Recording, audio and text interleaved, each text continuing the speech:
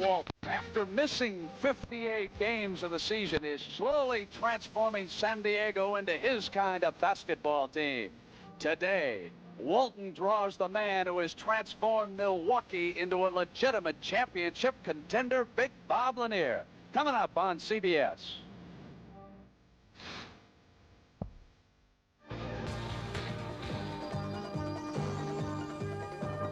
The NBA on CBS is sponsored by Light Beer, everything you always wanted in a beer and less. Sylvania, makers of Superset Color TV and a complete line of home entertainment products. And by Tegrin Medicated Shampoo. With regular use, Tegrin helps control even problem dandruff.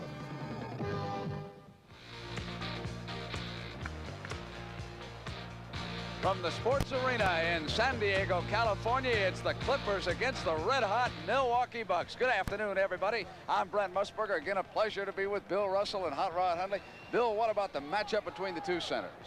Well, it's going to be very interesting. Bill Walton is really starting to get in shape pretty well, and Bob Lanier is just getting used to playing with this team, although he's helped him a lot in the games he's been there. But the two teams are so different in style. And they are ready to go. They're so different. Let's take a look at the lineups as we get this game underway now. With Milwaukee trailing by 2.5 games, they'll start Myers, Marcus Johnson, Lanier, Winters, and Buckner for head coach Don Nelson. And for Gene Shoes Clipper, Wicks, Nader, Walton, Taylor, and Free were ready to go. Rakel and Crawford are the referees. It'll be Lanier and Walton. One quick thing, Brent. You can notice they'll start Nader up front. Now, he's a center. They've moved him to a forward. And with Walton, Sidney Wicks up front, that means Sidney will be playing the small forward in this game, and he's about 6'8" or 9. Bill, what about the styles of these two teams that we're about to watch here? Well, they're so different. That's what I was going to allude to in the fact that Milwaukee is really playing a team game, but San Diego is individual styles, free spirits. Now, Gene Shoes' philosophy is that you can take one-on-one players, use their skills at different parts of the game, and in a sense, play a team game. But it's the one problem you have is that you usually get a lot of jump shots, and your transition from offense to defense usually bothers you a lot when you play one-on-one basketball. Marcus Johnson hit the field goal, turns it over, and Quinn Buckner goes and gets it back now for Don Nelson's Bucks. What a story is being written in Milwaukee. Bob Lanier, formerly of Detroit, cross to Marcus, who hits Brian Winters, a marvelous shooter. Walton with the rebound, and there's the great pass. Free was lurking back. Beautiful play. And Walton, that's his strong suit. Get that rebound, and he gets it out quickly. Perfect baseball feed down court. Lloyd Free for the layup. San Diego dueling Portland for that final playoff spot in the Western Conference. They lead the Blazers by just a percentage point coming into this action. Here's Lanier, sets marvelous picks, rebounds, good outside shooter, came up and drew the foul on Brian Taylor. Now there's a story about Taylor. He has missed 4 games because of an Achilles problem in his leg. He brings speed to this Clipper team, something that they do not have. And here is Bob Lanier. What about his style, Bill Russell? How's he compare with Kareem and Chamberlain and all the great big men? Well, he's not on a level with those guys, but he's close, I would say. Now, what he does very well, he scores very well. He's an excellent shooter. He probably has one of the better free throw shooting percentages of the big guys. He's a good rebounder, he's a good passer. But what's most important now, what he's doing for Milwaukee is he's giving them leadership from the center position. And like Bill Russell, a natural left-hander. We're going to talk about that in a short time because it could make a difference. Back to Brian Taylor, a three-pointer short off the iron. He runs it down. And there it's Marcus Johnson, marvelous athletic skills. With the rebound to Brian Winters of the Bucks. The penetrated shot is in, and the Bucks go up 6-2 right now against the team of free spirits Bill Russell has described. Now what Bill Walton is doing, as you saw in that first rebound he got, that pass, the quick outlet pass, that makes a good rebounder effective. A lot of guys can get the number of rebounds, but what you do with it really changes things. And what he does with the ball when he gets a rebound is he's a great passer. Here's a play again on the Lanier trying to get around to the side of him as Walton trying to jockey for position. The ball comes in. That's really rough action. Watch Lanier keep him away from the board on the shot. Good blocking out by Bob Lanier. Free driving, threw up a prayer. Ball goes out of bounds. And it'll stay with the Clippers. I still got to marvel at Sidney Wicks, the job he's going to have to do if they keep with this lineup. He's been accustomed to playing big forwards. All of a sudden, now he's got to play small people, and he's got to guard Marcus Johnson. Walton using the glass as he likes to do. Marcus losing control. Ball goes out of bounds, and so for the third time, the Clippers will get. I'll tell you something about Sidney Wicks. With his body, all his life, he should have rebounded better than he has in the NBA. A big disappointment in that regard. Walton on the turnaround.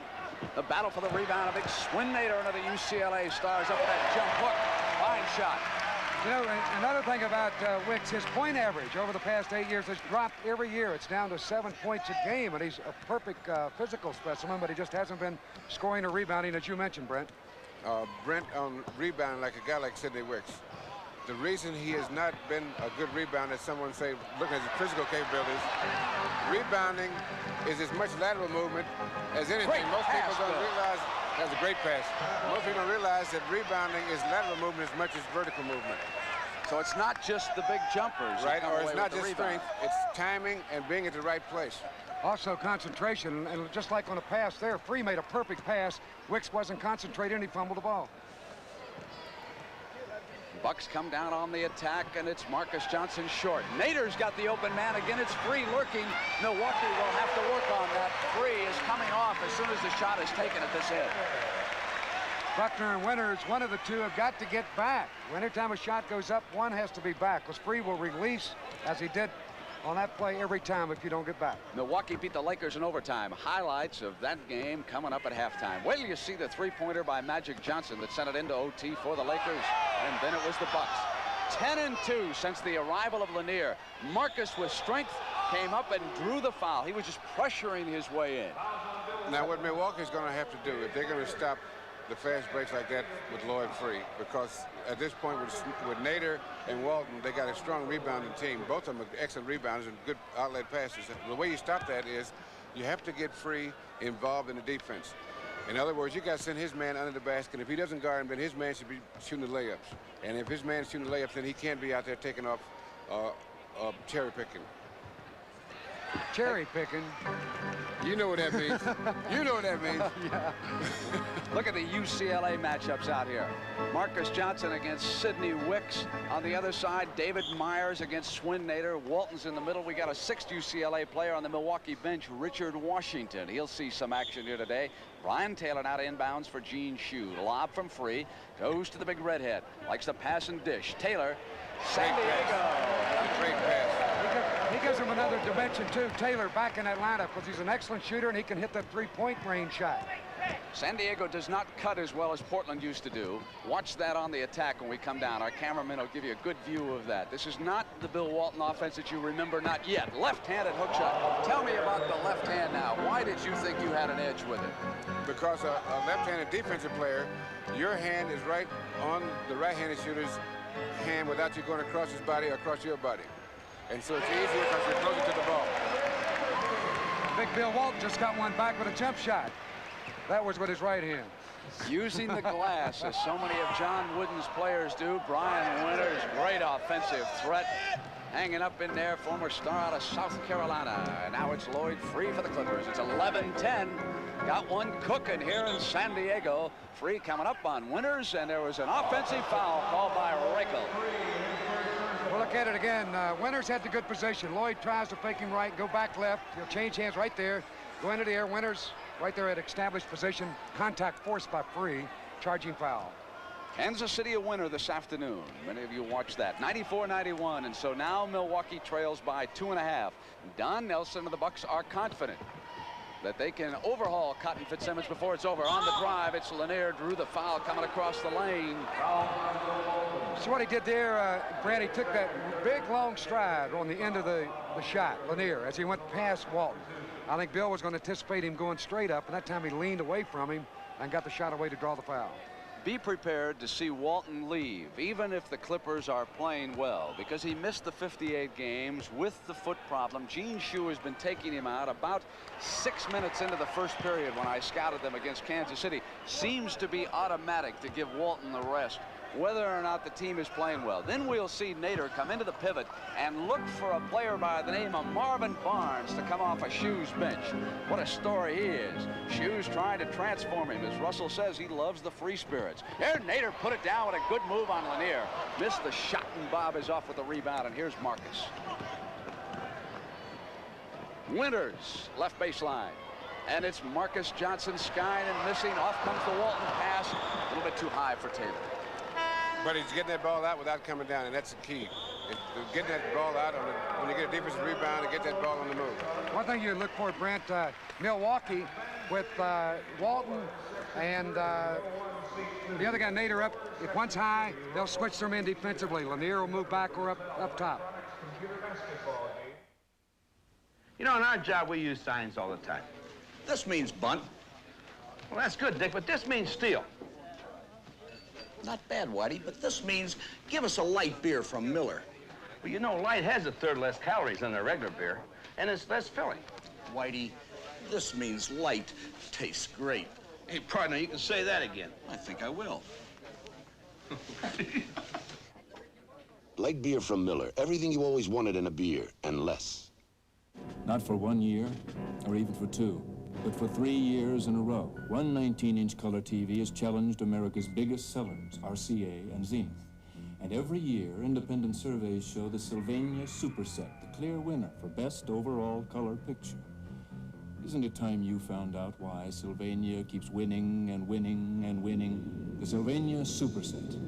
We may not be the biggest, but a lot of people think we've got the best picture. That's Coach Johnson. He's from the college. Looks like he's worried about his problem dandruff. I wish he'd ask me. Mr. Owens, I need a shampoo. Ever tried Tegrin? Can it really work on my itching and flaking? Well, in a national survey, 3 out of 4 dermatologists judged Tegrin's medication effective in fighting even problem dandruff. I'll give it a tryout. Hey, how's that dandruff problem? Tegrin's a winner, Mr. Owens. Prove it to yourself. Tegrin works. Last year, Larry Nelson won the Inverary Classic. Next Saturday and Sunday, see who takes the title this year.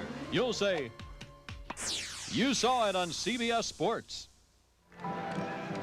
Irv Levin, the owner of the San Diego Clippers, right there on the left, putting on his glasses, shelled out that $1 million a year right there for Bill Walton. You know, the reason Gene Shue has to rest Bill Walton is most people don't realize what tremendous condition you have to be in to play a 48-minute game in this league. And so Bill Walton has missed over a year. It takes a long time to get back into condition to play this kind of game. Marvin Barnes, a bad boy, bad reputation. To talk to Marvin, on the surface, he seems like a pleasant young man, and Gene Shue said, I'm going to give him another shot. Now, what he wants Marvin to do is to rebound and play some defense. There he was with Myers. He says, I don't want an offensive player. And I said, what if Barnes won't listen to you? He always liked to shoot. He said, then he'll be gone, and I doubt if another coach will give him a chance in this league. So here he is. We'll get a chance to watch him. Number 27, Marvin Barnes. Sidney Wicks is behind Nader, and he's going to be right on. A beautiful screen set by Nader. Put his elbows out and held his position, and that freed Wicks for the shot. Don Nelson's out there with his 5 starters. Loose. Wicks going down after it. Touch last by Milwaukee. It goes over to the Clippers. We got a tie game and 6:18 to go. Now the Clippers were bickering amongst themselves in a game in the Chicago Stadium, actually yelling out on the floor. Bingo Smith has not played since. He took out after Gene Shue, and on this team, no one questions Shue's leadership. He is in control. Free. Now, one of the things I want to take a look at before this game is over, the foul is on Winters, but I'll tell you, Lloyd Free goes up, and the foot will come out one way and the other arm. Hot Rod, he's fouling that man frequently, but he'll get the call. He does it probably as well as anybody in the league, and he turns that right foot in when he goes for that jump shot, and he can get up so high for a guard. Winters was off balance and fell into him to get the foul. Celtics big win over Detroit because Philly, I think, was a winner likewise. That was last. No, that's today, so they split. Knicks win last night. Now they fall 1 under 500. There's the Philly score. So Philly and Boston both win, keep on dueling in the Atlantic Division. Lanier out far from the basket, and he has good range. You have to respect him. Myers jump pass inside, and a great cut by Quinn Buckner. Excellent pass by David Myers. That's hard to do, too, when you're in the air. He wanted to take a shot in the last second. He changed and spotted Buckner for the layup. Free with a clear out. backing in on Winters. Jumps it across to Brian Taylor. And did you see Marcus Johnson fly out to influence that shot? Buckner's got a man. It's Marcus. Marcus goes in a little bit too far and then comes outside with the reverse. The trainer of Milwaukee, Jeff Snedeker, said that Marcus Johnson is the best athlete he's ever seen. And he worked with Joe Namath in football, Pele in soccer. He's been in several sports. That's quite a tribute to Marcus Johnson. Nader put it down against Lanier. Almost lost it too, Bill.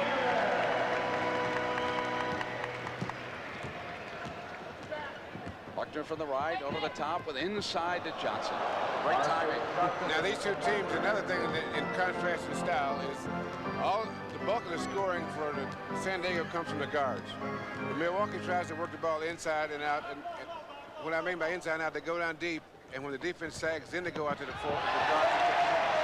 And it was free work in the back door on the outside lob pass by Swin Nader. Buckner off and out of Johnson. They're not very happy. They thought Winters walked with the ball. He took a couple of steps and got away with it. Buckner shooting better than ever this year. Coming back from a leg injury. That slowed up the Bucks about a month ago.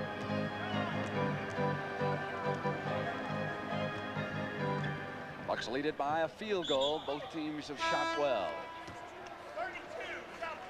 Look back at this play a moment ago. The lob pass going right underneath the Marcus. He comes down with it and lays it up, going by the basket. Here's the alley-oop to Lloyd Free. Faking left, getting behind Winters, cut the ball up high, laid it right off the glass. Very dangerous man, Lloyd Free. Junior Bridgman is out there, hot rod. He scored 35 points against Phoenix. Milwaukee beat Phoenix in Phoenix and Los Angeles in the Forum. Been able to win on the road. They've lost only to Atlanta and San Antonio by a total of 3 points since Lanier came to the team from Detroit. We got 3 seconds in the lane. 3-second violation against David Myers. It goes to the Clippers. You're speaking of Junior Bridgman. Don Nelson, the coach of Milwaukee, says he's the best sixth man in basketball. M.L. Carr begs to differ. And Bobby Gross in Portland. There's quite a few of them. Sidney looks in deep. Taylor comes through the tunnel now, and it's Nader. Lanier will have to respect that jump hook. This time he goes to the turnaround for the baseline. And there was Wicks underneath battling for that rebound, but he was up over the cylinder. And he also got the body into Junior Bridgman. So he'll be called for the loose ball foul. You look at it again, he kind of shoved him out as he goes up for the rebound. Watch Nader turn on the baseline, take the shot. Here's Wicks pushing in as Bridgman had position inside. There, the body contact. Foul to Wicks, good call. Bill, one thing, Lanier can't really out-muscle Nader that much, can he? Swin's big, tough Dutchman. Well, you know, in fact, Lanier, although he's very strong, most of his offense is due to finesse. He's a finesse player, although he does use a little strength, but his key is he has good lateral movement for a big guy. He has very good lateral movement. Not so much he jumps so high or he muscles guys. He has good lateral movement. As demonstrated by that shot earlier that he took over Walton when he took that extra long step on the hook shot. Battle underneath. Lanier was right there with the two, and it's going to go to the Bucks. Well, one thing, San Diego's battling the offensive board pretty good. Pat Cummings checks in. Fine rookie. Watch this rebounding inside. Lanier pushing Nader out of the way. And then coming up with the ball was Lloyd Free. They keep crashing the boards. San Diego, they just could not control it. We've got a timeout with 2:55 left first quarter. Bucks by 2.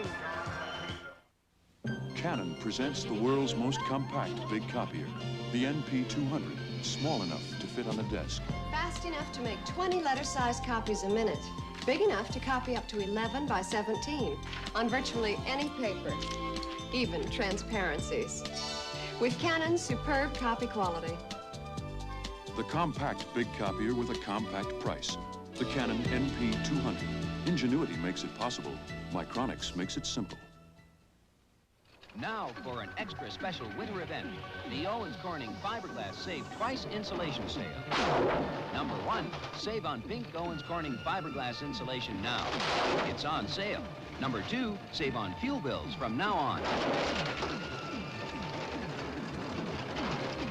Look for this banner at your participating dealer and buy Owens Corning Fiberglass insulation on sale today.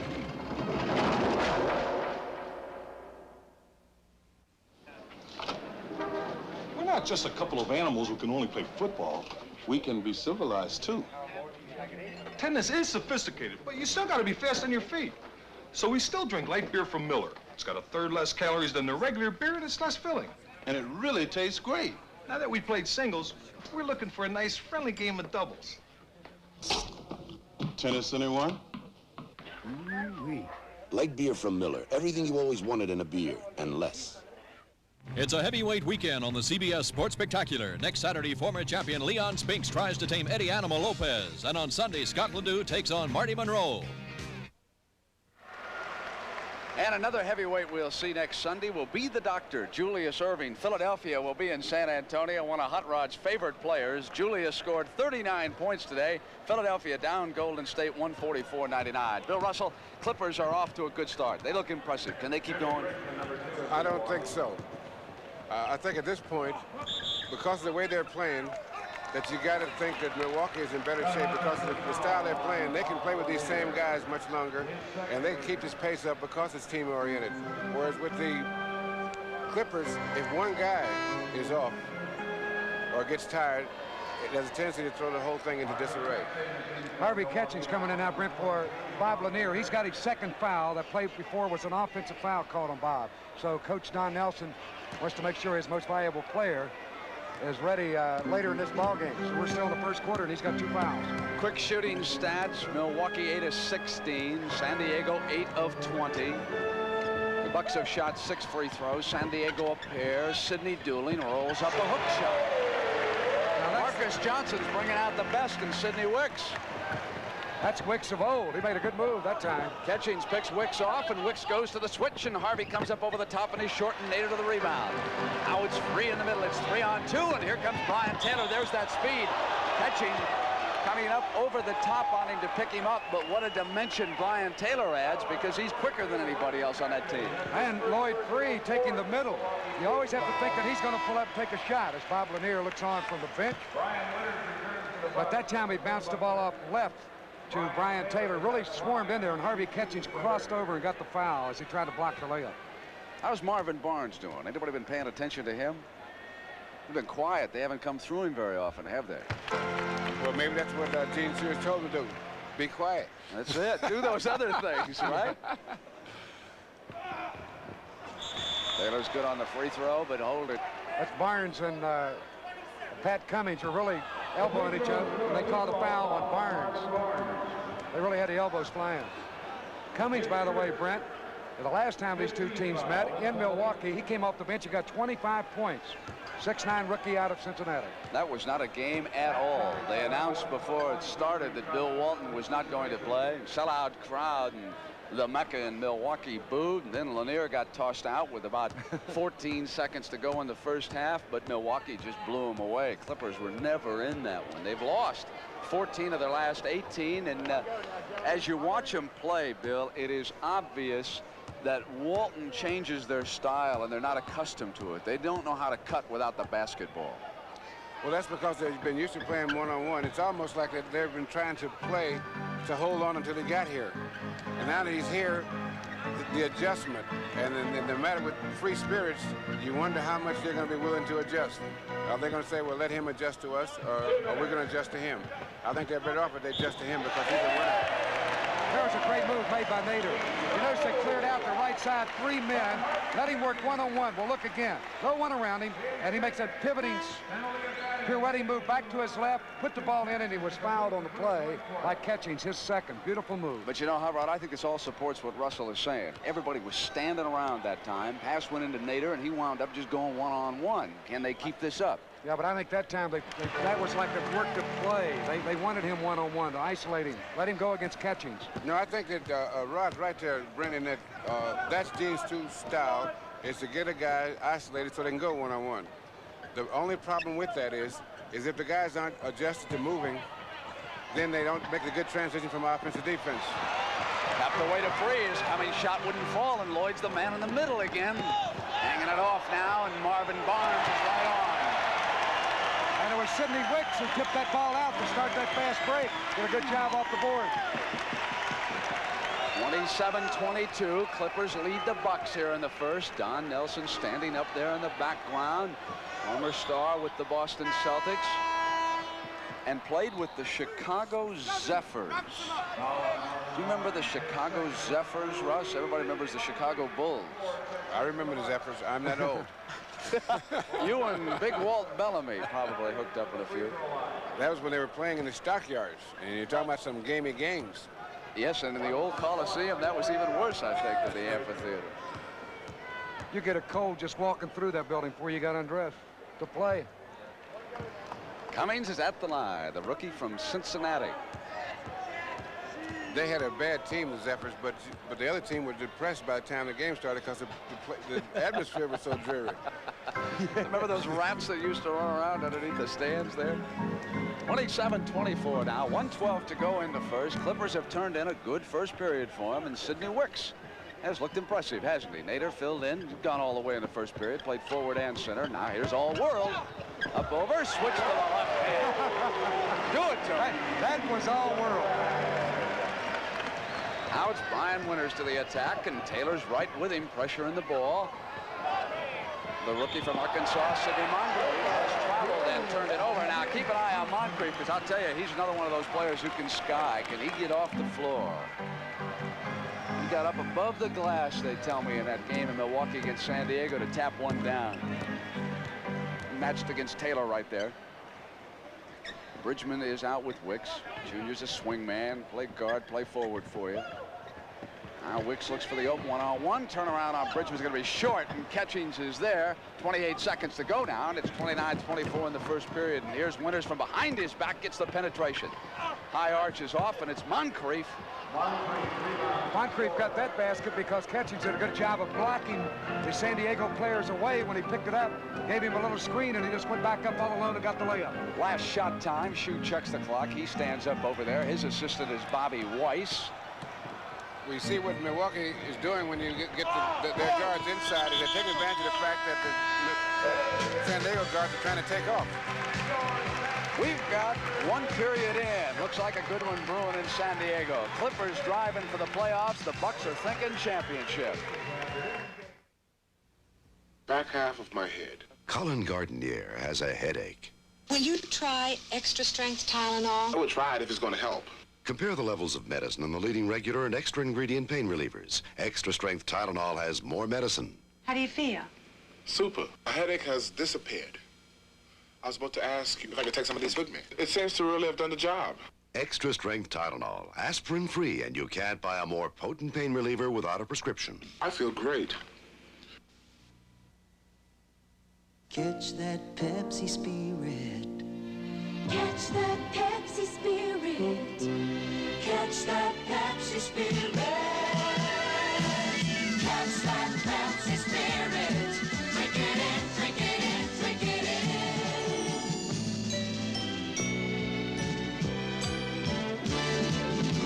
Catch that Pepsi spirit.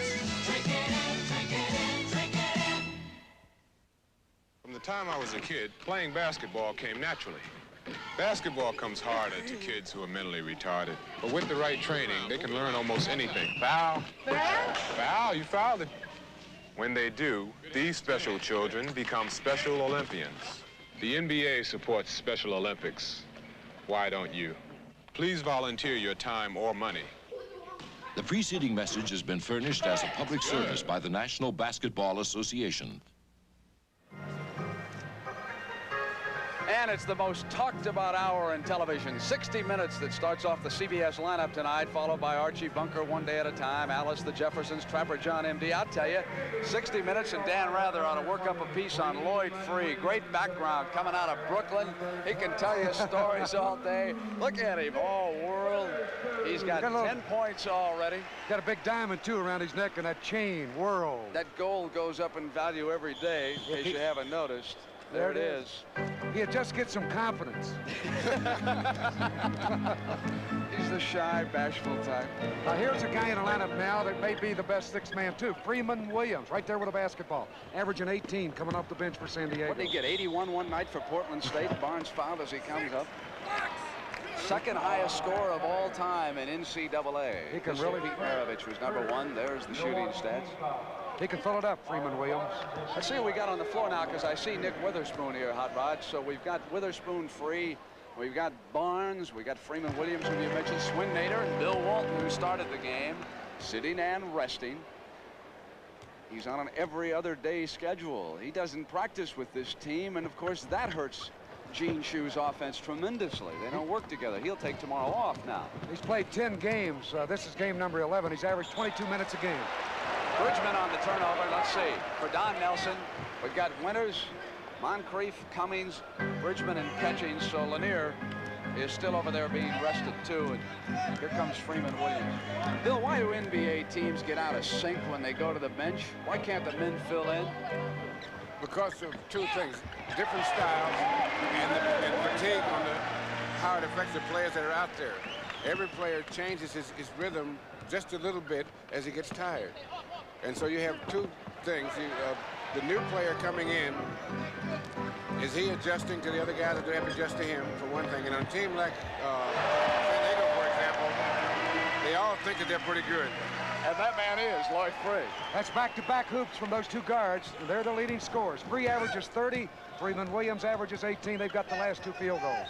So the Clippers open up a 34-26 lead, going just like Hot Rod Hundley said it would go today. He said Milwaukee would win this by 30. Free looks for a man down in the middle. Remind me not to consult you anymore. Great scoop by Freeman Williams coming inside. Milwaukee goes to the timeout. Take another look at this shot. Here's the man Hot Rod was speaking about. Watch him use the board under the arm, alley-oop, and spin it with English off the glass. Quite a move. Great shot by Freeman Williams. Timeout in San Diego. 10:29 to go, and the Clippers are rolling.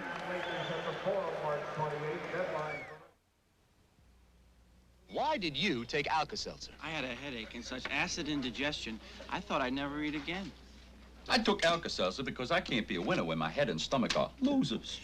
I didn't take it yet because I just got a headache to go with my upset stomach.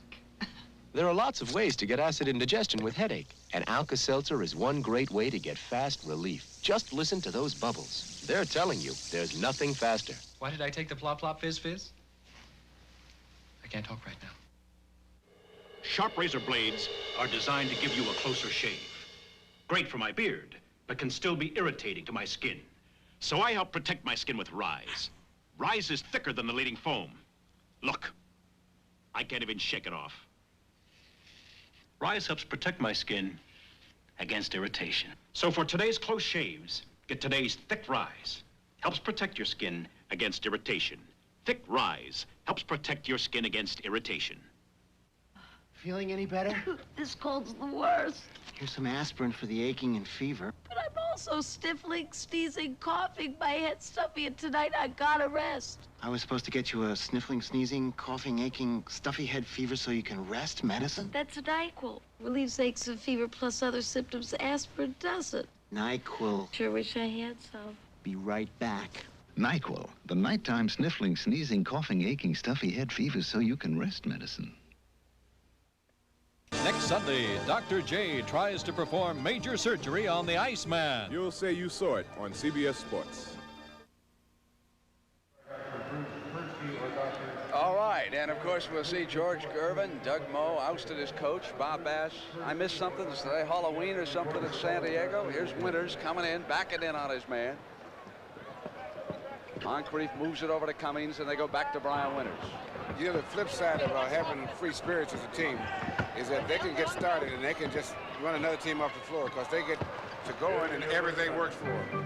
And right now for San Diego, everything is working. That was a great shot by Freeman Williams, the last shot down there.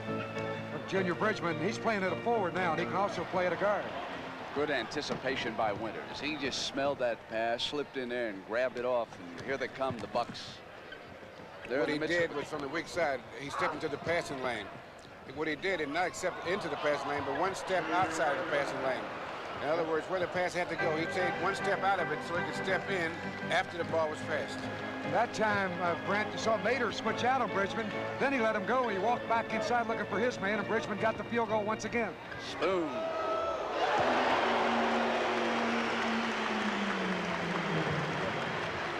They can hurt you so many ways, the Milwaukee Bucks. They're going to really be a contender. They are a contender. Here is Bridgman. He's hit 2 in a row. Spoon tightens up on him, and it'll be Winters from the corner. The thing about Milwaukee, they love to run, but if they have to fall back and shoot from the perimeter, they've got people like Bridgman and Winters who can burn it up for you. It's now 38-32. Here's Spoon maneuvering inside, and now Nick has scored 2 field goals in a row. That was all set up by the double teaming of Lloyd Free, and he hit the open man, and it was Weatherspoon. Cummings using the Winters screen. And Nader may be a little tired. Catchings really took that rebound away from him. Bryan on the drive inside. It goes to Marvin Barnes off Cummings' hand, and here's Free. Loses it. Goes to Milwaukee. You know, Free could very easily lead this team in assists. In that when he goes with the one-on-one, the other guys know that his man needs help. And he could just pass off maybe 12 times and get 10 assists very easily. And I think as the season progresses, he probably will do that. They're going back door because Moncrief jumps so well as they drop him in the foul call. And Bill Walton returns. We take a look at the scoreboard in the second. We'll see San Antonio next Sunday against the Philadelphia 76ers. Portland leading Chicago. Portland is in that duel with San Diego. Big hand for Nader as he goes out, and Walton comes on. He did a great job in there. You know, I was in the locker room before the game talking with the guys from San Diego, and they're a loose bunch. You know, they're very loose, but in their own loose way, these guys want to win real bad. I was talking to Lloyd Free, and he's very conscious of the fact that people say, well, you can score, but you're not winning. And so conscious enough that these guys are becoming more and more concerned about winning than anything else. They have won 31 times, Bill, and lost 37. Portland, on the other hand, has won 30 and lost 36. 1 percentage point separates those two, battling for the final playoff spot. The attendance has been announced as 13,841, only the second sellout here this year. Timeout is called by Gene Shue. Hot Rod? One thing that I think is bothering San Diego, when you miss a great player like Bill Walton, when he comes back, you have a tendency to stand around and wait for him to do things. They are just starting the last couple of games to move with Walton, and they're playing a lot better. Take it easy. You know, I was known for working long and hard during training camp. Why, even after my teammates were asleep, I'd still be out practicing my moves, and that's still important. So I drink light beer from Miller. Light tastes great. It's got 1/3 less calories than a regular beer, and the best thing is it's less filling. Because listen, I still train the same way as the old days. Practice, practice, practice. Light beer from Miller. Everything you always wanted in a beer, and less. You work hard for your money, and you want to do the right things with it. So get professional answers to confusing financial questions like these. I've got about $1,000 to invest. I've heard about savings certificates, government notes, and other things. I'm single. What's best for me? What's best for you? Your full-service bank has the answers. We paid the mortgage on our house down to a small amount, while the market value of the house skyrocketed. Would it be smart at our age to remortgage and use the money in some other way? There's a lot to consider. But once again, see your full-service bank. They've got the answers. On our vacation, we're going to look for a condominium. Yeah, but how'll I make the down payment away from home? When you need answers to questions like these and the services to back them up, you've got them when you bank behind this symbol. America's full-service banks. We've got the answers. Saturday on the CBS Sports Spectacular, we'll bring you exclusive coverage of Holland's Hilbert van der Duem's upset victory over USA's Eric Heiden in the 1,500-meter World Speed Skating Championships. That's next Saturday on the CBS Sports Spectacular. Eric the Great, who won 4 more gold medals than my pal Bill Russell. You only got one, didn't you, in 56? Here's Wicks now looking for somebody, and Walton goes crashing down to the floor inside, and there's a foul, and also... Take a look at it again, Brent. Here's Walton rolling through the lane, and down goes Winters. He was a player that was taking the tough part of the ball as Walton landed right on him, but he gets up, he's all right. That looks like a guy getting run over by a big truck and then get a ticket. Yeah, he sure did. That's a lot of weight to fall on you. 1956 was the year that Mr. William Felton Russell got a gold medal. Brent? I make the 60 Olympic team an 8-point favorite over the 56 squad. Turnaround by Walton is short. Wicks, and it's snapped down by Bridgman. Coming up on the left side, and Witherspoon's off balance. Walton rebounds, looks for the outlet, and quickly it's Brian Taylor with Williams on the other side, and Brian will go for the layup. Super outlet by Walton. Once again, they had a 2-on-1. Perfect feed. The man who I see making a difference is Brian Taylor with that foot speed on his ball club. When Walton turns around for that release, he's got someone blazing down the floor for him. But the big guy's got to be able to make that pass. He's got to be conscious of it. It's a very close thing in that when you get the rebound, you got to make sure you got it first. Can't run without that ball, and he got it out again. So a lot of times the guys will try to get the ball and pass before they have it, and they lose the rebound. You got to do that split-second thing that you have to be able to do to get that outlet pass like that. Bridgman. Bridgman is hot, isn't he? He has come off the bench now for 3 field goals here in the second period. 42-36 and 7:03 to go in the first half. Got a 20-second injury timeout for Sidney Wicks. What, did he take an elbow, Hot Rod? I didn't see it. He was underneath the basket on the play, but he looks like he got maybe a blow to the stomach. That would hurt. Shoes looking up at the bench. He's going to take him out, I believe. I don't think he got hit in the stomach. And that's tomorrow night on CBS. The special 1-hour KRP in Cincinnati will start it off, followed by MASH. Still one of the best written shows on television. House Calls and Lou Grant. That's coming up on Monday night on CBS. So Barnes now up front with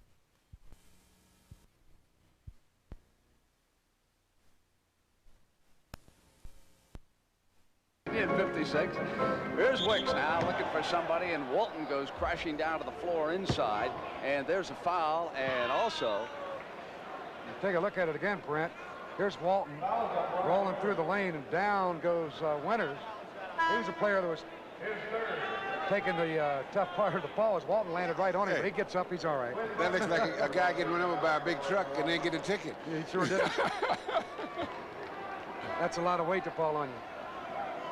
1956 was the year that Mr. William Felton Russell got a gold medal. Brent? I make the 60 Olympic team an 8-point favorite over the 56 squad. Turnaround by Walton is short. Wicks, and it's snapped down by Bridgman. Coming up on the left side, and Witherspoon's off balance. Walton rebounds, looks for the outlet, and quickly it's Brian Taylor with Williams on the other side, and Brian will go for the layup. Once again, they had a 2-on-1. Perfect feed. The man who I see making a difference is Brian Taylor with that foot speed on his ball club. When Walton turns around for that release, he's got someone blazing down the floor for him. But the big guy's got to be able to make that pass. He's got to be conscious of it. It's a very close thing in that when you get the rebound, you got to make sure you got it first. Can't run without that ball, and he got it out again. So a lot of times the guys will try to get the ball and pass before they have it, and they lose the rebound. You got to do that split-second thing that you have to be able to do to get that outlet pass like that. Bridgman. Bridgman is hot, isn't he? He has come off the bench now for 3 field goals here in the second period. 42-36 and 7:03 to go in the first half. Got a 20-second injury timeout for Sidney Wicks. What, did he take an elbow, Hot Rod? I didn't see it. He was underneath the basket on the play, but he looks like he got maybe a blow to the stomach. That would hurt. Shoes looking up at the bench. He's going to take him out, I believe. I don't think he got hit in the stomach. And that's tomorrow night on CBS. The special 1-hour KRP in Cincinnati will start it off, followed by MASH. Still one of the best written shows on television. House Calls and Lou Grant. That's coming up on Monday night on CBS. So Barnes now up front with Witherspoon and Walton. Williams and Taylor in the backcourt, and they'll come through the redhead. Got Lanier in the air and drew the foul. You got to stay on your feet. When he gets you a head shoulder fake, good move. Return to the baseline left. You take a look again. Back backs in, spin, and now here the fake got Lanier in the air, and he ducked under him, leaped, and leaned in as he put the shot up to draw the foul. The basket would have counted if he had made it. He'll get 2 free throws. 3 fouls on Lanier. You know, Walton in his 6-year career has missed 258 games. Lanier's missed 107. They've started against each other only 6 times, according to the stats. This is their first meeting since January 7th of 1978. Buckner goes over to Lanier.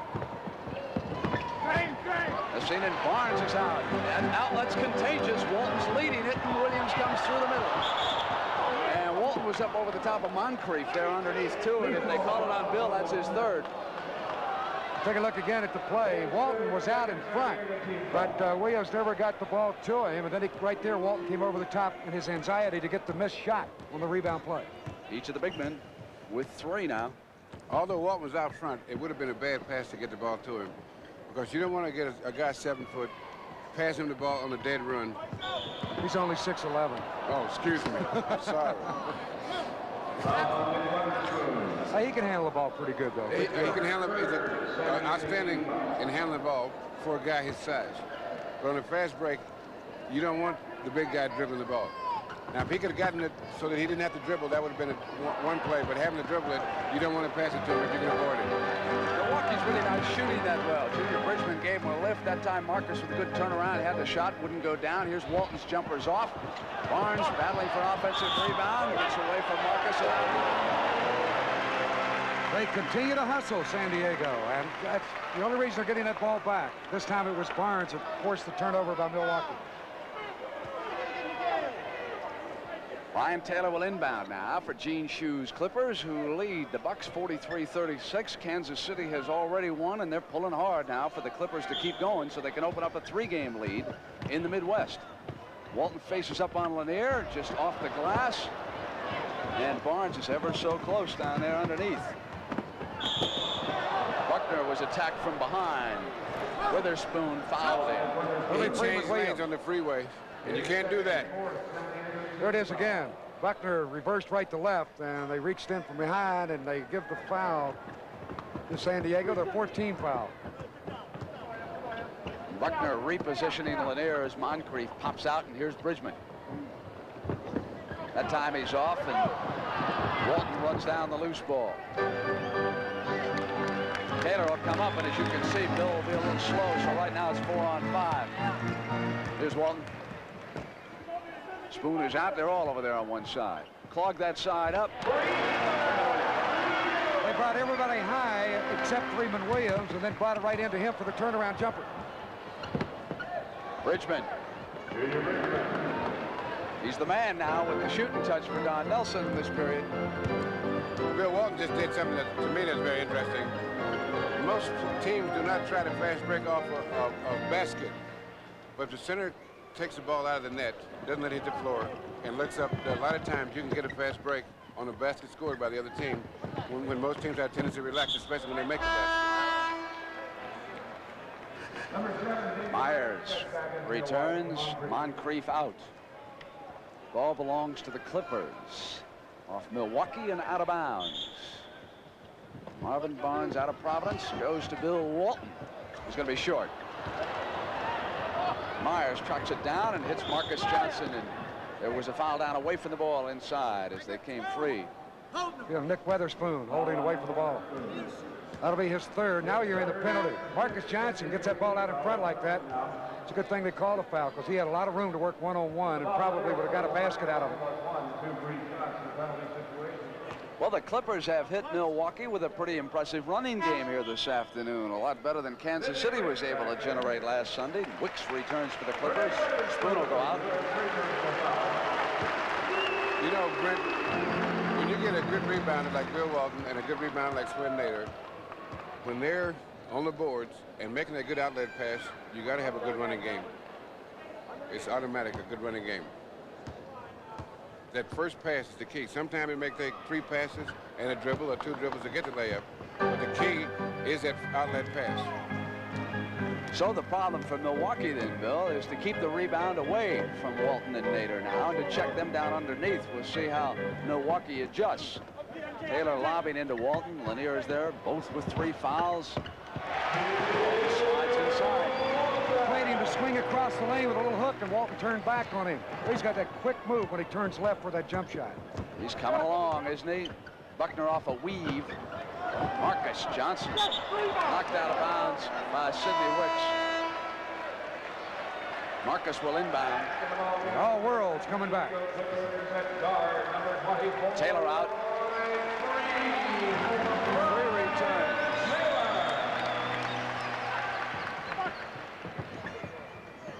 Deep to Bridgman. Buckner penetrates and dishes Lanier. He walked. They got him, traveling. That was a great feed, too. Beautiful feed by Buckner, and Bob was so open. I think he just got too excited to get the shot away, and he walked with it. Can you win in this league without a penetrating guard, Bill? I don't think so. You got to have someone penetrating to get the other team in foul trouble. And without penetration, you never get to shoot free throws. And free throws are a very important part of this game. Lanier is half fronting Walton now. Bill faking the back door, and Freel put it up outside. Myers loses it, and will go to the Clippers. You wanted to know one of the surprising things to me. I went in the locker room before the game, and I said, the guys on the San Diego Clippers, you hear a lot of things. I think they get it wrong extraordinarily well. You know, you hear a lot of things about the guys that are yelling at each other. That happens. But in the locker room, these guys get along, and with this type of team, that's very important. Well, Walton's looking better. This is by far his best game now since coming back. And he's looking for his shots, and that one was a 15-footer right at the free throw line, falling away. Beautiful touch with the jump shot. He's given Lanier a lot of movement. And they're triple teaming the ball, attacking Bob Lanier. Myers goes back, and Walton got a hand on it. Wicks sends it back. It's 4-on-5. Walton will stay down at the defensive end. He didn't come back up. They didn't need him. Williams hit it. It's an 11-point Clipper lead. That's when the big guys should rest. If they're going to rest, is after you get that good outlet pass, you see if you can be the fifth man on the break. If not, then you can lay back and rest, and you don't hurt the team. Gene Shue flatly predicted that this franchise will win a championship. Not this year, but someday they'll build around that man right there, Walton. Oh, what a feeling. Lean and clean. Symbol of the Toyota Celica. Celica. Lean and clean and a little bit mean. Aerodynamically styled to let the wind glide over its surface. Carefully engineered for the 80s to give amazingly precise performance. The Toyota Celica. Because a lean, clean machine is a very good feeling. Oh, what a feeling to drive Toyota. I haven't used my antiperspirant since yesterday. I've been so busy campaigning. I ran out. But even after a day of shaking hands and meeting people, I still feel dry, thanks to Sure Solid. Introducing new Sure Solid. Solid, so the protection goes on dry. Solid through and through for an extra day of dryness. I hope I never need 2 solid days of dryness again. TV news. But it's nice to be sure. New Sure Solid. 2 solid days of dryness, just to be sure. Sometimes, if you heard what people think. Cute, except he's scratching his head. No flakes, but that itch could mean dandruff. I think he needs Head and Shoulders. Even if you don't see flakes, even if nobody tells you, your itch could be telling them you've got dandruff. But Head and Shoulders every time handles that itch, treats hair gently, so all people notice is healthy-looking hair. Nice guy. Nice hair. Head and Shoulders, because that little itch should be telling you something. This is George the Iceman Gervin. They call me Iceman because I know how to deal with pressure in an NBA game. For Iceman, there's no problem to stay cool. But to deal with blood pressure, even Iceman have to have it checked. That's right. Having it checked tells you if your blood pressure is normal. If it's high, the doctor will tell you how to control it. Call your American Heart Association for information on blood pressure. They're fighting for your life. The preceding message has been furnished as a public service by the National Basketball Association. And another action around the NBA at the half. San Antonio leading Cleveland by 3. We'll see the Iceman next Sunday against Philadelphia on CBS. Chicago leading Portland by 5 at the half. And Seattle, if they beat Utah, and they sure should, they will be back in first place as a result of that Laker loss earlier today to the Phoenix Suns.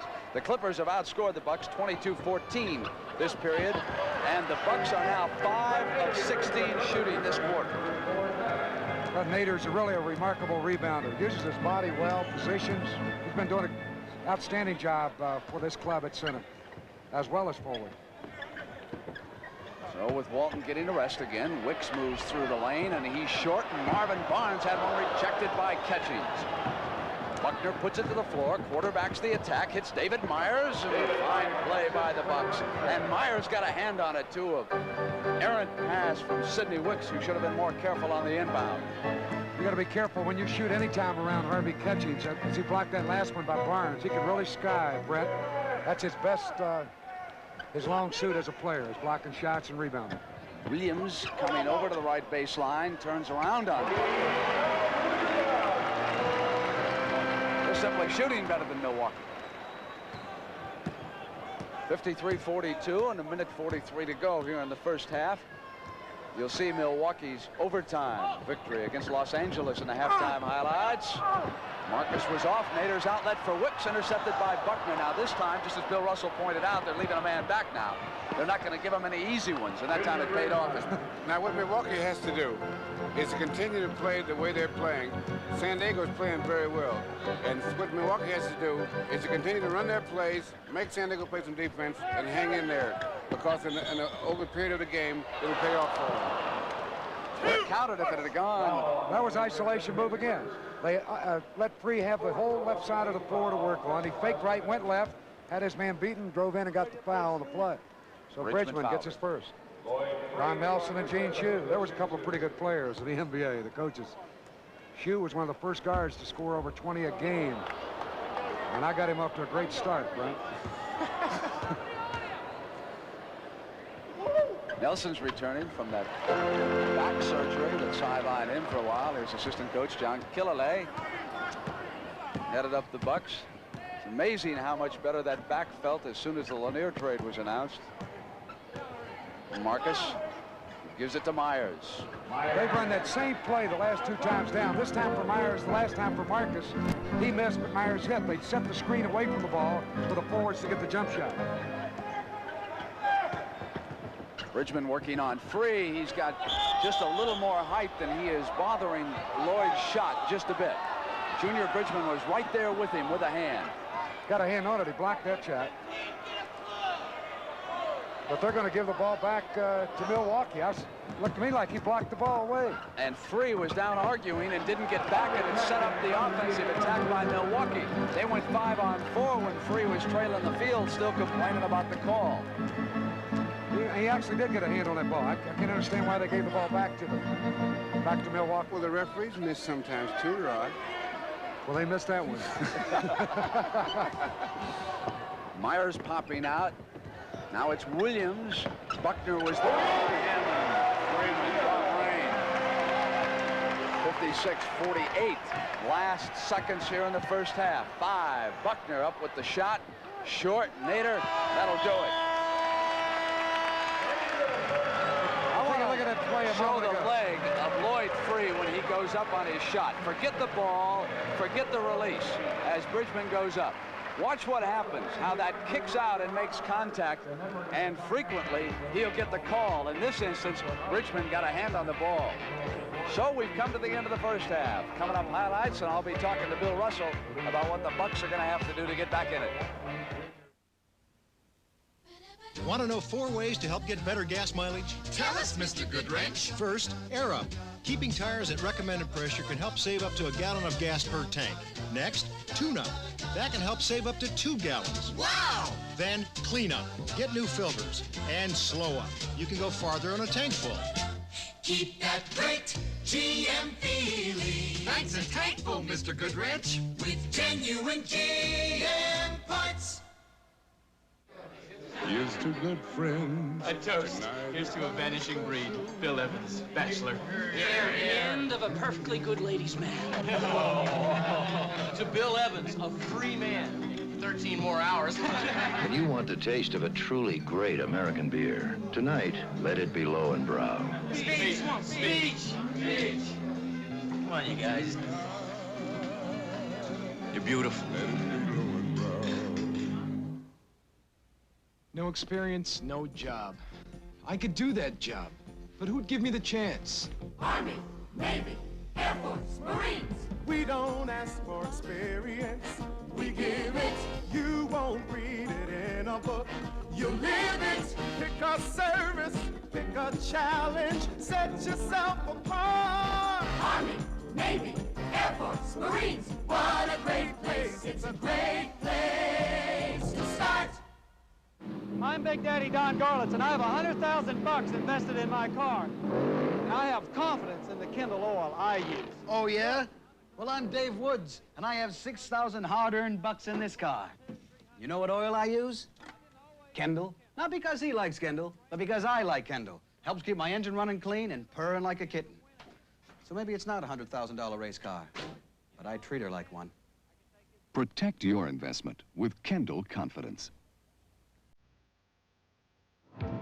The playoff picture starting to come into focus. In the Atlantic Division, the Knicks are now right in the thick of it, 33-33. Boston continues its drive for the home court advantage in all Eastern Conference and NBA championship playoff games.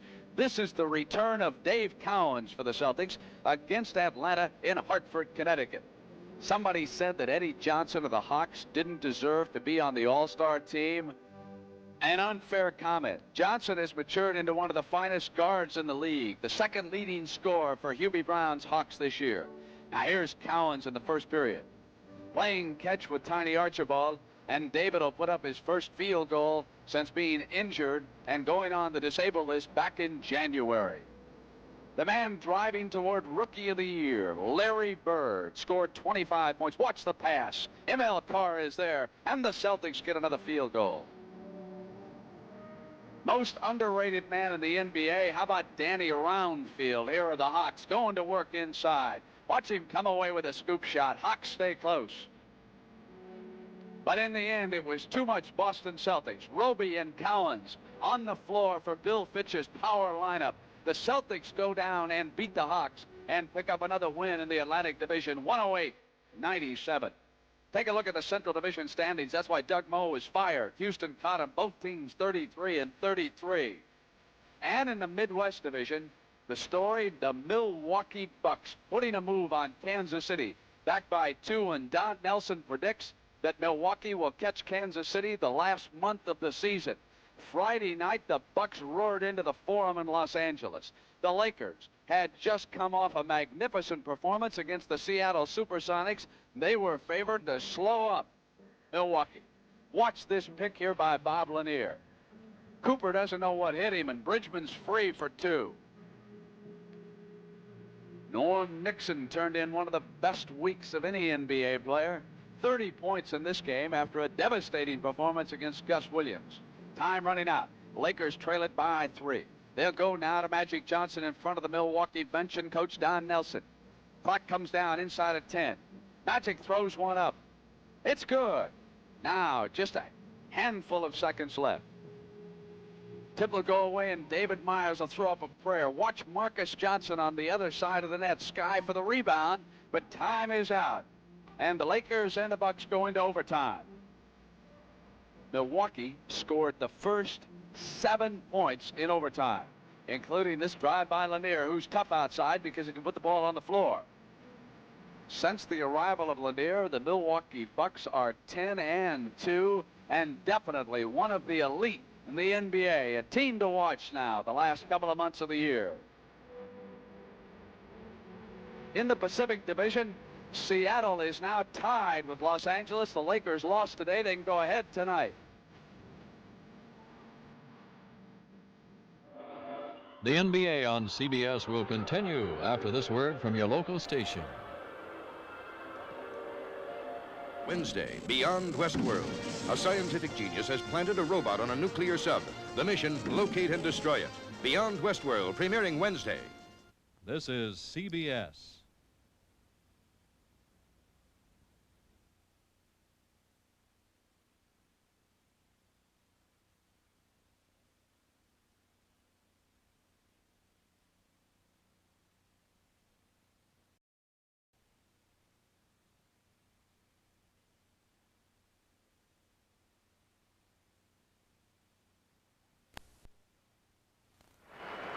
Back in San Diego at halftime, 56-48. The Clippers leading the Milwaukee Bucks. And Bill, what about this game? Now, Milwaukee came in here. They were on a roll. Everything was going their way. But the Clippers really have seized this game.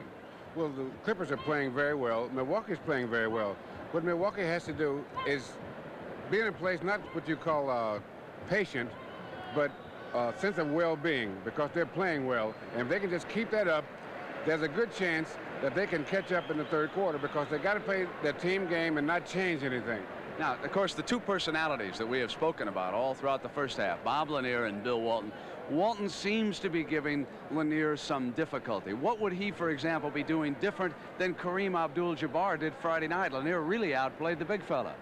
Well, Walton has an asset that most big guys don't have. He has good lateral movement plus good vertical movement. He can jump high, and he moves well from side to side. This causes a problem for a guy like Lanier, who has good lateral movement, but he doesn't jump as high. So he has to get up on Walton because Walton can jump over him. And this is causing some of the problems for him. Now, why can't the big men move laterally? Is it simply a lack of quickness, or they don't do it as youngsters, bad coaching? What do you blame for that? Well, what happens when the guys are tall, everyone says you should do things because you're tall, so you start to think tall. And you don't think about the kinds of things that the guards do, the lateral movement and the back and forth movement, those kind of things. And it's a matter of training. But, you know, we look at the scoreboard, 56-48. Milwaukee's got to come out here and say, hey, if a few more of those shots fall, we're going to be right back in this game. And also they can say, look, these guys are playing great. Freeman Williams has made some tough shots. Lloyd Freese made some great shots. Walton's made some tough shots. And we're not far. We're not out of the game. And I think we also overlooked the fact that Lanier really hasn't played that long with Milwaukee. There were times out here, for example, when Quinn Buckner was positioning him down there on the attack. It's been an amazing turnaround, but there are some things that he's probably not yet familiar with. Well, another thing is that this Milwaukee team is an excellent team without Lanier. They are a good team without Lanier, and he adds a whole dimension to them that makes them even better. And so as he works in, you see that they won a few games. He's been here 10 to 12 games, and everyone says, well, that's okay. But it takes longer than that to get acclimated to a good player on a good team. It takes longer than that. And how do you figure the Lakers? They were awesome. You and I watched them beat Seattle, and suddenly they lose back-to-back games to Milwaukee and Phoenix. This league is so unpredictable. Well, you're talking about losing to two good teams. The key that you have to remember is, in winning in this league, you have to play even with the good teams and beat the heck out of the bad teams. So don't feel bad if you lose to a couple of the good ones, right? Well, Phoenix and Milwaukee at this point are playing as good at basketball as anybody in the league. So when they're playing that way, you might lose to them. But you got to bounce back and do like the good teams do, just beat the heck out of the guys that aren't playing well. And how about in the East now? We got Boston and Philadelphia dueling in the Atlantic Division. Can the 76ers catch the Celtics the last month of the regular season? If there are no injuries, it's going to be tough, because the Celtics, with the young players and that new team, they got a new team practically for all intents and purposes. They will get better if there are no key injuries. Okay. And so, Philadelphia is having a great year, and they're playing well. So those two teams in the East are going to be tough. It's the other spots that are going to be interesting. It's hard to say which one of those teams are going to win it, because if one team gets a key injury, the other team's going to beat them. You notice how quiet Hot Rod's been the last 5 minutes? Where is Hot Rod? He finally found somebody to talk to. Junior Bridgman. Let's go to Hot Rod now. Junior, you had 10 points in the first half, but your club is down. What do you got to do to beat this team? Well, we're going to have to pick up our defense, no doubt. San Diego kind of has us in between. It's the first time we've seen Bill Walton play this year, and he's creating a lot of problems for us. And just going to have to play better defense and run and hit our shots, and I think we'll be all right. Your coach said you're the best sixth man in the game coming off the bench. That's quite an honor for you. Well, yeah, but there's a lot of, I think tough players coming off the bench. I just try and, if things aren't going well like they are today, try and put a few points on the board, and if things are going well, just hopefully keep things going. Okay, good luck to you second half, Junior. Thank you. Junior Bridgman, Brent, he's played well. 10 points in the first half. Back to Brent. Thank you, Hot Rod. Taking a look at some of the shooting stats. Milwaukee 42% in the first half. San Diego 49. That's the difference. Free with 13 and Williams with 12. How do you spell relief? When I get acid indigestion, I spell relief R-O-L-A-I-D-S. Rolaids spells relief. Clinical tests prove with Rolaids you get relief Tums can't beat. That's right, relief Tums can't beat. In fact, relief no other leading antacid can beat. How do you spell relief? For heartburn, I know. R-O-L. AIDS. Relief no other leading antacid can beat. Fix Formula 44D, please. Helen, with this nasty cough plus congestion, I need... Formula 44D. But Helen, I need a decongestant, not just strong cough medicine. You need Formula 44D. It's strong like Formula 44. Has the strongest non-narcotic cough suppressant you can buy. Plus ingredients to help unstuff your nose and loosen up for chest congestion. That's what I said. Formula 44D. Strong for coughs plus congestion. These days, Americans want good mileage and good value, and Ford's doing something about it. During Ford's fuel economy celebration, make your best deal on a new 1980 Thunderbird, and Ford will send you a check for $500. Buy a high-mileage new Fairmont and get $300. Just take delivery by March 22nd. Ford's really putting its money where the mileage is. Harold. There's money where the mileage is. Up to $500. And there's mileage news at Ford. You know the best thing about NBA basketball? No, what? It's seeing all the sensational rookies in their first professional season. No, that's not what makes the NBA exciting for me. It's those real big guys battling it out underneath. That's where the games are won and lost. The big guys? Come on now. What about the speed merchants who bring the ball up and drive through to the hoop? That's what's exciting. Ah, come on. Whatever your favorite Big basketball hands, action is, strength. you'll find it all in the NBA. Quickness, strength, quickness. The preceding message was furnished by the National Basketball Association. NBA on CBS is sponsored by Lowenbrau Special and Dark Special when it's time for the taste of a truly great American beer. RCA's Color Track. Getting the color right is what Color Track is all about. And by the Bic Shaver, designed to give you days of close, comfortable shaves.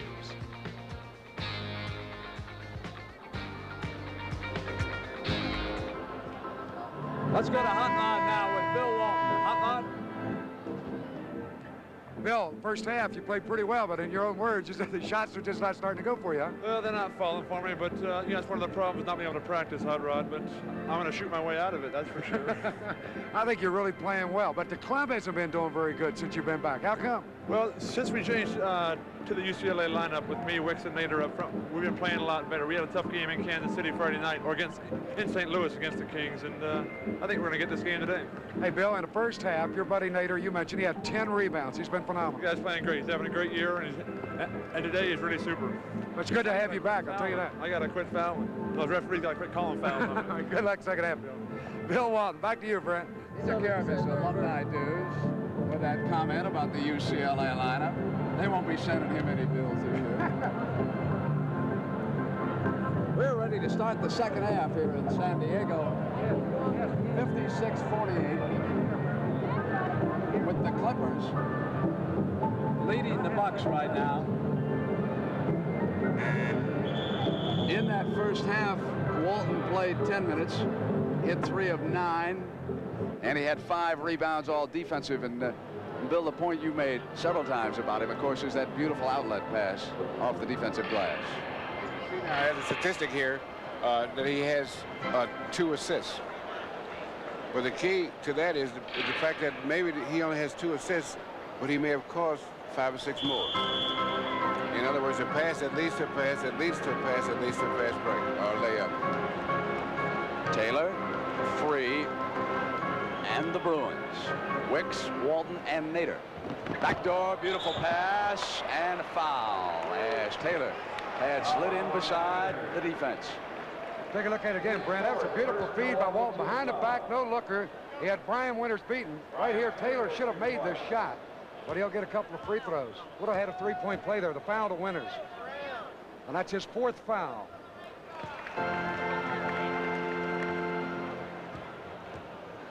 And Brian Taylor can quickly build a 10-point lead here for the San Diego Clippers, who are in that duel for the final playoff spot in the Western Conference. Milwaukee, of course, chasing Kansas City. The Kings are winner today. If we can look at again, that pass that Walton made, where he passed the ball from is not where he started with the ball. In other words, he moved in such a way sideways to change the angle of the pass. And in a sense, he changed from where the passing lane was. just beat the buzzer on that shot. That was Marcus Johnson. 21st clock almost expired. He got it away with 1 second. Here's Walton. Took the pass from Sidney, and Taylor was working away without the ball. Bill is short again with the shot.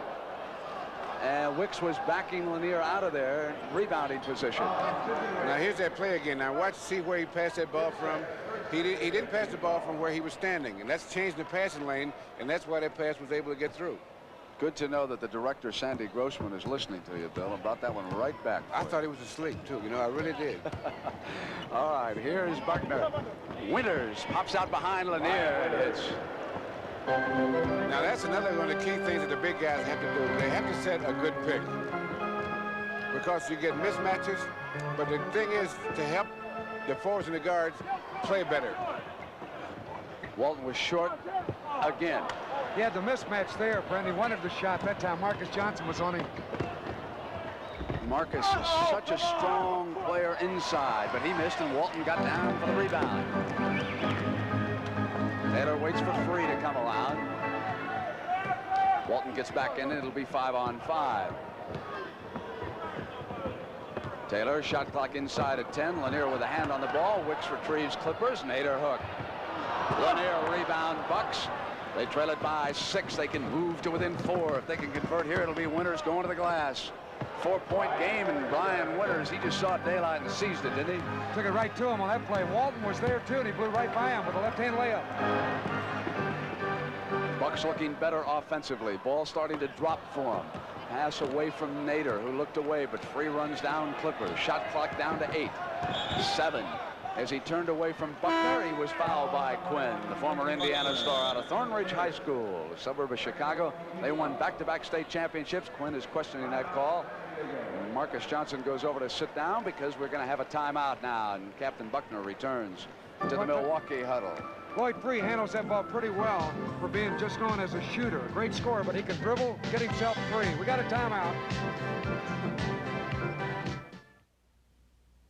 We asked men to compare the 19 3/4 cent Bic to the expensive Track 2. No difference. No difference. No difference. No difference. There's no difference. The results of the Bic barber test surprised a lot of people. 58% found Bic shave equal to or better than Track 2's. Why pay more? Most men we tested felt No difference. And the price? Big difference. The incredible 19 3/4 cent Bic.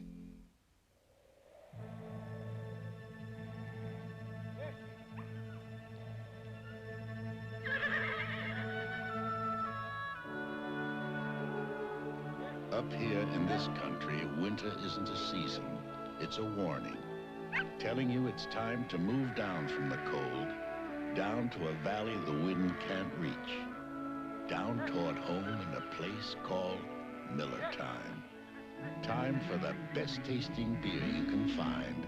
America's quality beer, Miller High Life. When it's time to relax, one beer stands clear. Miller beer. Miller tastes too good to hurry through.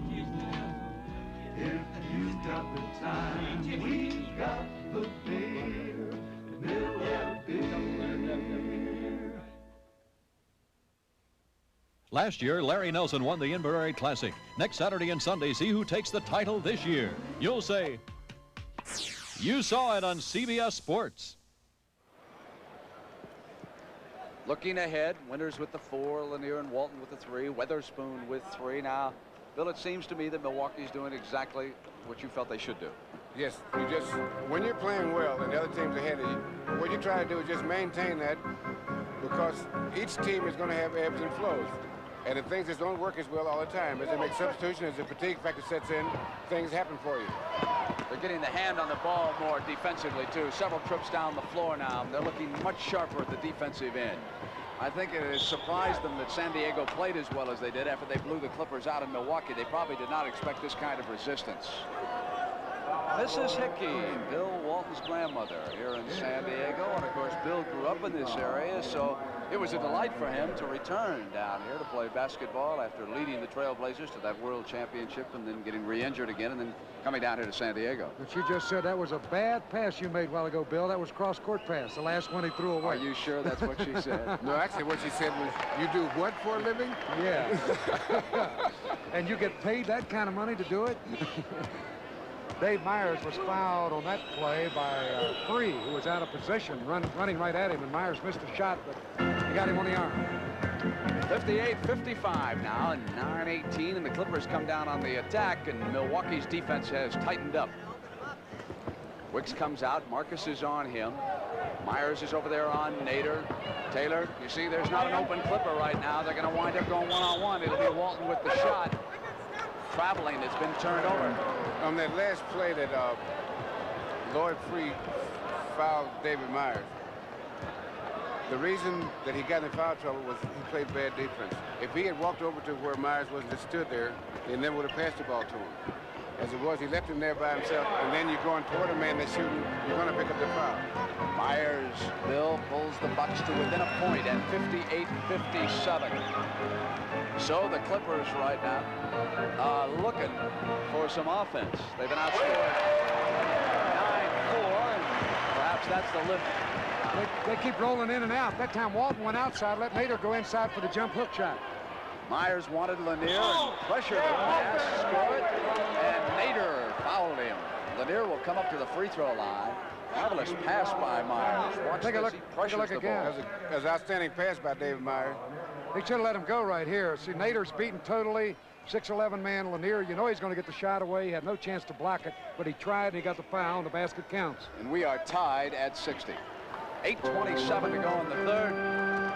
So now the Bucks are starting to play like the championship team that they have become here. 10-2 since the arrival of number 16, Bob Lanier. Walton pressured by Myers. Taylor uses the Nader screen. Walton got fouled there, and he was trying to follow down the middle and was really bumped hard. Myers really gave him a shoulder to get the foul. That was away from the ball as Walton was trying to get into position. Maybe we can pick it up right here. Here's Walton trying to go down the middle after the Taylor shot. It's a little bit out of the picture behind us, but that's where the foul occurred. Three-pointer is up and off, and Walton got it. That's an unselfish play. Tip it right over to him for the layup. Clippers back ahead. At one time, they were up by 11 early in the game. Milwaukee led it by 4. It's Milwaukee and San Diego, the doubleheader game on CBS. And next week, the game of the week, San Antonio, Philadelphia. Lanier faces Walton, jumps up over him. Tied again, 7:41 to go in the third. Now Free will go one-on-one against Buckner. Comes right up on him. It's amazing that Buckner played him as well as he could, forced him out, never let him penetrate, and he still shot the ball right over him and got the field goal. Trails George Gervin in that battle for the scoring championship. Free with 15 here this afternoon, 10 of them early. Myers now waiting for the open man, and they'll come through Lanier. Walton stayed right with it defensively. Traveling. Lanier is furious. That really is going to upset him because he's had his pride hurt on that play when Walton blocked his shot. He said, I want to go right back at him. Here it is again. He'll double pump. Walton does not leave his feet, makes a good block here. And then when the ball came right back, here's what they call him for traveling. He double pumped. I thought he was fouled, and you couldn't see his feet on it, but perhaps he got away with it. Wicks on the left. Shot clock inside of 8 seconds now. Free up at 6, just short, and Walton snaps the rebound.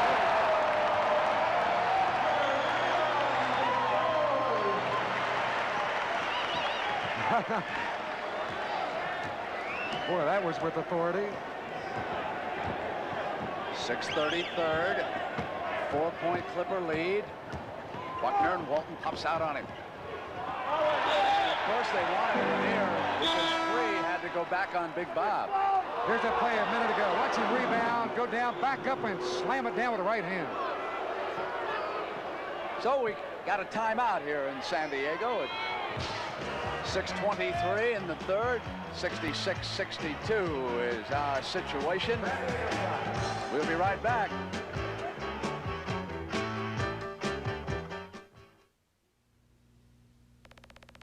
This is the remote control for RCA's incredible new special effects VCR.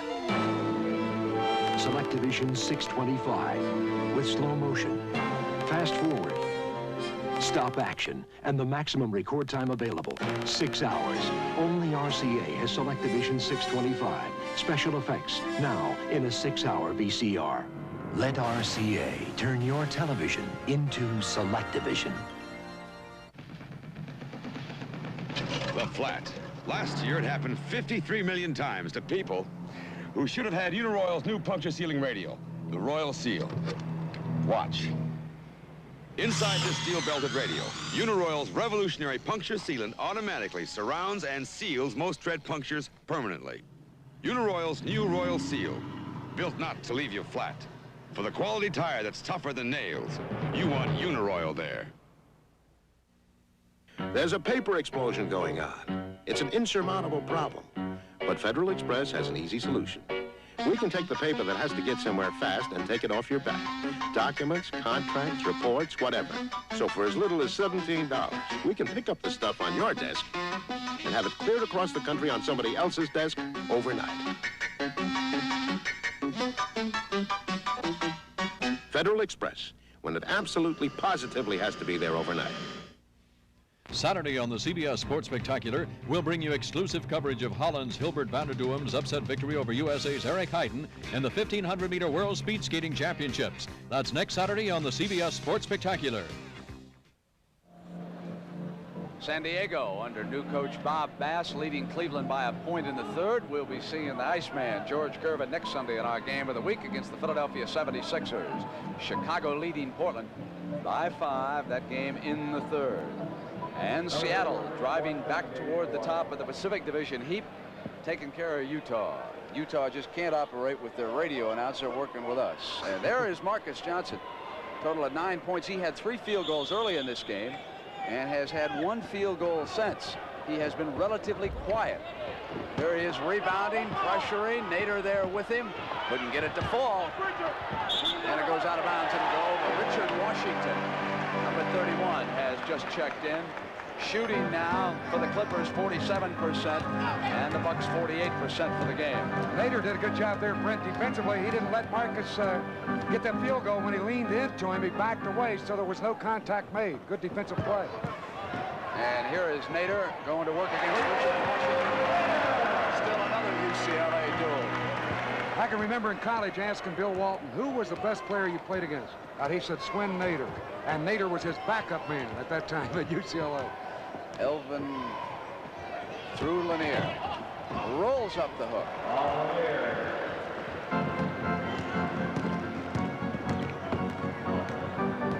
Taylor to the right side to Wicks.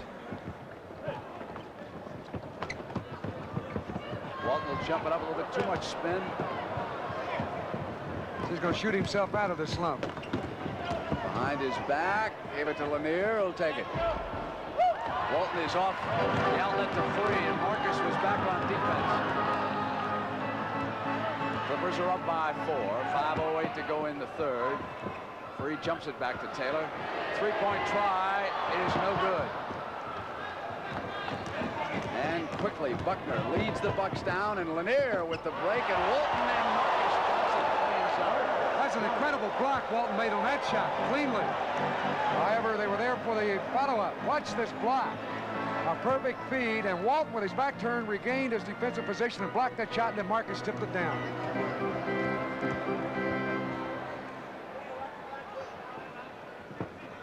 Nader wants Wicks to come up over to the right. Here's free. Shot clock at 5, 4. Traveling. It'll go to the Bucks, who can tie it as Junior Bridgman and Marvin Barnes check in. Bridgman for Don Nelson's Milwaukee Bucks, with Brian Winters going out. What Quinn Buckner is doing a good job on Lloyd Free. And the reason is, it's not that he's stealing the ball or blocking shots, but he's not giving Lloyd Free any easy baskets. See, the guys that score that much, they have 4 or 5 baskets a game that are easy baskets. And what you try to do defensively is to make them work for every shot. And if they have to work for every shot, the percentage has to go down from 1 to 3, or maybe as high as 12%. If you get that, then you're playing good defense. Wicks stayed right with Marcus, even helped out on the double team. So Sidney's been working hard in this one. Freeman Williams is back in for San Diego. Brent, he made 6 out of 8 shots in the first half. Out of bounds. Milwaukee thinks they should have control right now. Nelson pleading.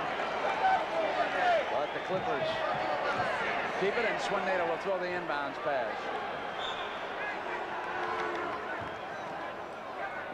Well, you know, Don Nelson was talking to the referee, and he said, have you noticed how the stock market is fluctuating this time of year? Free with a three-pointer from the corner. Puts them up now by 5. That's normally out of his range. As great a shooter as he is, he doesn't take too many three-point tries. It's Brian Taylor who will shoot the three-pointers for him on this team. And Freeman Williams. Foul down inside, away from the ball. It's against Nader with Walton watching on. 3:34 to go in the third. They'll rest Bill now for the stretch in the 4th period. You know, when you're talking to that guy on an interview, he jumps around. You have to chase him with a mic, Walton. He's always just rigidly all the way around. Now Marcus starting to feel his offensive touch. And that would cause Gene Shue no end of problems. 71-68, 3:19. Nader is out high for the screen. Wicks with the ball. They'll come through Nader. Nader will look in, and Harding Catchings will give Bob Lanier a break. 6 on the shot, loose. Going to go to Milwaukee, and Sidney Wicks has got it back. We're going to jump it up. Sidney Wicks on the floor for a loose ball. Now, what does that mean? Didn't mean a thing. I just was making an observation. Oh, okay. Oh, yes. Sure you were. We detected. Bob Lanier will take a break. That old Sidney did mopped her up. Got the ball boy out there to wipe the floor up. That was fine hustle by Sidney. He lost it, and then the ball squirted right back to him, and he dove on it. Jump ball. 2 UCLA greats. All world runs it down. Saying, get out of my way, here I come. Knocked away by Buckner, and again, Bill doing the job that you were talking about. Well, what he tries to do more than anything is to throw his rhythm off so that he doesn't shoot as well. And he is doing just that. We got a timeout in San Diego. Don't forget our heavyweight weekend on the Spectacular. That's Coach Johnson. He's from the college. Looks like he's worried about his problem dandruff. I wish he'd ask me. Mr. Owens, I need a shampoo. Ever tried Tegrin? Can it really work on my itching and flaking? Well, in a national survey, 3 out of 4 dermatologists judged Tegrin's medication effective in fighting even problem dandruff. I'll give it a tryout. Hey, how's that dandruff problem? Tegrin's a winner, Mr. Owens. Prove it to yourself. Tegrin works. You're the Pepsi generation, the spirit of today.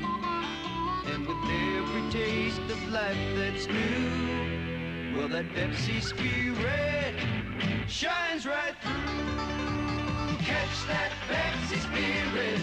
Drink it in, drink it in, drink it in. Catch that Pepsi spirit. Drink it in, drink it in, drink it in. A big green football team, an endless yellow sea, a cherry pie, an orange sky, the bluest eyes you'll ever see. Yes, America's true colors come through on GE. GE TV brings you America's colors vivid and lifelike, and our special VIR2 circuit adjusts the color automatically. Yes, America's true colors come through on GE. GE, we bring good things to life. Next Sunday, Dr. J tries to perform major surgery on the Iceman. You'll say you saw it on CBS Sports. So next Sunday, we'll be deep in the heart of Texas. San Antonio Spurs against the Philadelphia 76ers. Our NBA game of the week on CBS. And Bob Lanier watching. How you doing, Big Bob? You know, you mentioned Lloyd Free, Hot Rod. 3-pointers. He's only 3 of 13. That's less than 20%. And Brian Taylor has taken 204 3-point attempts. Wicks on the drive, and Washington met him, and Sidney was fouled. Hey, Sidney Wicks laced him up real tight today, did he? He made a great move. And his partner, Marvin Barnes, slapped his hand with encouragement, said, that's a great move. Way to go to the basket. And Catchings got the foul. The first step, he gave him a good fake and drove left. Of course, Sidney right-handed wanted to dunk the ball, and he got fouled. There was a span up in Portland. And I thought Sidney Wicks was the best forward in all of basketball for a time. He averaged 24 with Portland. And then it kind of all fell apart. Wonder what happened to him, Bill. Got older. Buckner attacks for Milwaukee. Washington and Barnes reached in and fouled him, and the San Diego bench doesn't like that call. You're always a little more responsive when the foul occurs in front of your bench. For some reason, they'll get on the referee with a little more effort. There's Marvin, number 27. He's out there with Wicks right now, and Nader, and Free, and here comes Sidney Moncrief, and Quinn Buckner did a nice job. Did you know that Joe Crawford, the referee, his daddy was Shag Crawford? One of the great umpires in National League history. Right. Washington a little deep on that free throw, bounced off the iron. Here's another player who appeared to have all the talent in the world and has never lived up to his billing in the NBA. Traded by Kansas City to Milwaukee and played pretty well. I believe it was in Phoenix on this trip for Don Nelson.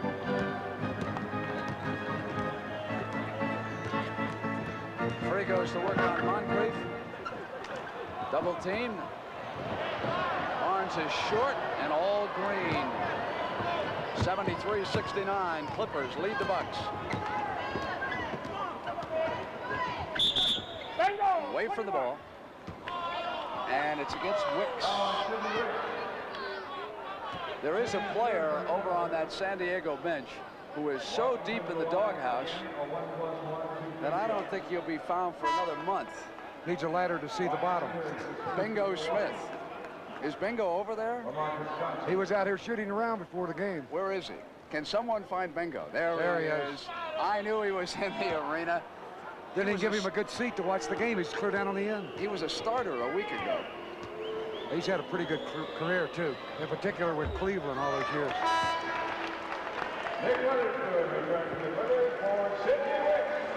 Wicks out, and a nice round of applause here as Weatherspoon checks in.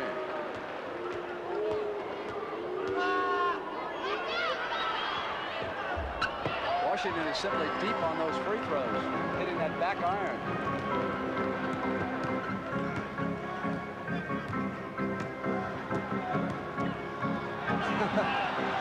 Free was hit, and we're going to get an injury timeout.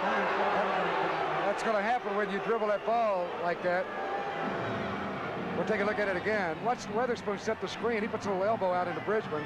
And then he got through the screen and bumped him right there with the right hand to get the 20-second injury timeout for Lloyd Free.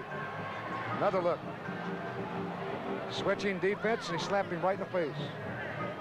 May have cut his nose, Brent, but he'll be all right. No harm, no foul.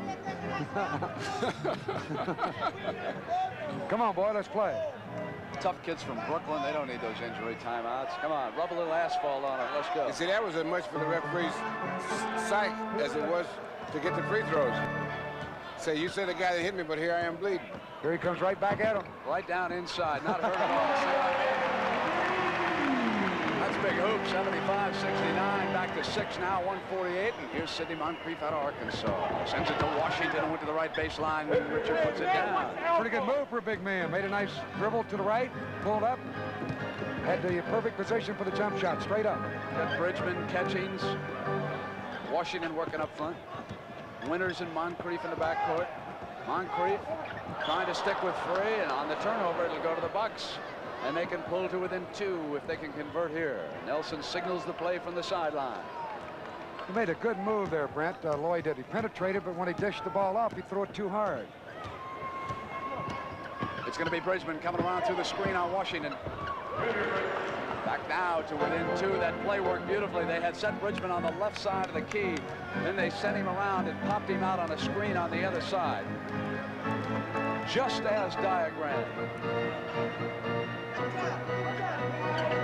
Nader, right. If he was diagrammed, it was just a diagram, and we got a free throw also. Oh, Barnes inside. Drew the foul from Catchings. He turned his back there. He should have had a field goal there, Brett. He was much bigger than the man that fouled him on the play. Barnes is like 6'8", and as he went to the basket, got the foul from the left side on a good feed. Tried to lay it up as he turned his body away from the defensive man. Marvin's going to write a book on coaches I have known. He's played for 7 different coaches in 6 years. Gene Shue, Dave Cowens, Tom Heinsohn, Herb Brown, Cotton Fitzsimmons, Rod Thorne, and Bob McKinnon. No Bill Russell on that list. What I want to find out is, are those coaches still with those same teams that they were when he was playing for them? Just one of them. Just two. The one he's playing for now. It's a 4-point Clipper lead, and we're inside of a minute. And Clippers have got it back, and Williams with a 3-point try. Runs it in and out. Washington. 43 seconds. Yeah, a lot of people think that was a bad shot because he didn't wait on his teammates. However, if he had made it, it would have really lit up the scoreboard here for him. Catchings, rebounds, the winner, 3-pointer. Washington up over the top, trying to tap it in, and it was offensive foul. Came up over the back. And it's going to go down to the Clippers at 29 seconds of the third period. Barnes takes a rest. Jelly Bean Joe Bryant comes on for the first time. They do have a lot of free spirits on this team. They sure do. Well, that's in keeping with the setting. San Diego is surfboard capital of the world, that kind of thing, you know, where everybody is free spirit. The team of last resorts. Nader at the free throw line with a pair here for the Clippers, and they're up by 5. What I want to know is, how does Gene Shue keep his hair so dark with this club losing all these games and whatever, and he hasn't been playing that well, yet he hasn't aged at all? I don't understand that, Russ. Well, you see what happened. He's really gray. His hair is all white. And where most people, the hair turns white, his is turned the other way. Now so when his gets completely black, he'll just pass out. Oh, gee, we'll hear from him. Waiters bringing the clock down. Bryant's watching Washington. Bridgman's out. 5 on the shot. 4. And a whistle. High foul. Witherspoon. Right. Bridgman at 6'6". Now he can handle the ball well, can dribble it. He made a good reverse move there to get the foul. We're in the penalty, both clubs, with 10 seconds left in the quarter. John Killalay, who's done an excellent job as the assistant coach with Milwaukee.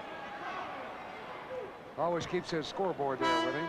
All his stats, X's and O's, phone numbers, whatever. The Boston influence. Flight numbers. Yeah, flight numbers. John Nelson and John Killalay, both with the Celtics. Killalay was the assistant under Tommy Heinsohn when Nelson was a player. Killalay was the assistant coach the last time the Celtics won a championship. And Lloyd Free comes across the timeline. 2 seconds. 1 second. 3-pointer. Offered no good. It's 79-75. So still to come is the best quarter of them all. 4th quarter and an in. Down to the Clippers at 29 seconds of the third period. Barnes takes a rest. Jelly Bean Joe Bryant comes on for the first time. They do have a lot of free spirits on this team. They sure do. Well, that's in keeping with the setting. San Diego is surfboard capital of the world, that kind of thing, you know, where everybody is free spirit. The team of last resorts. Nader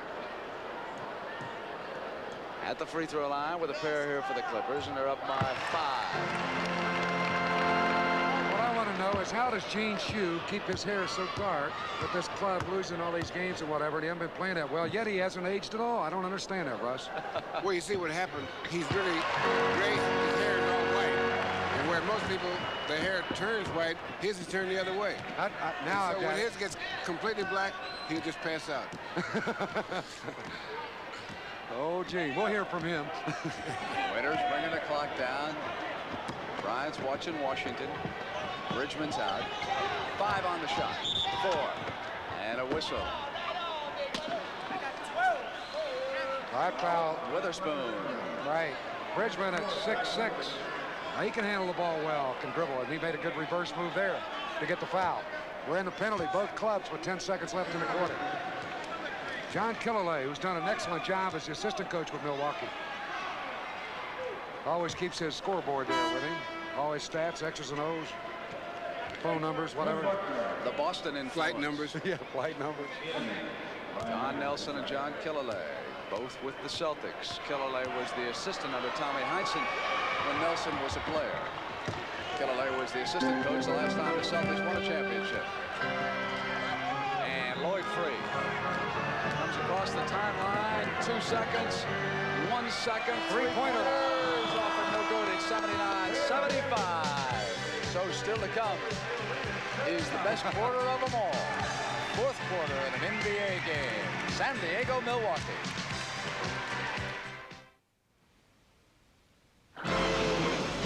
You dance on a river of wood, and the spinning shapes in the cold, dark water are your only bridge home. So you keep on dancing until the last log is in place and you can head for Miller time. Time for the best-tasting beer you can find, Miller High Life. When it's time to relax, we've got the beer, Miller beer. If you've got the time, we've got the beer. The NBA on CBS will continue after this word from your local station. Monday on WKRP, Jennifer and Andy pose as bathing beauties, but the photographer has another angle. How nude is she? A special 1-hour WKRP Monday. This is CBS.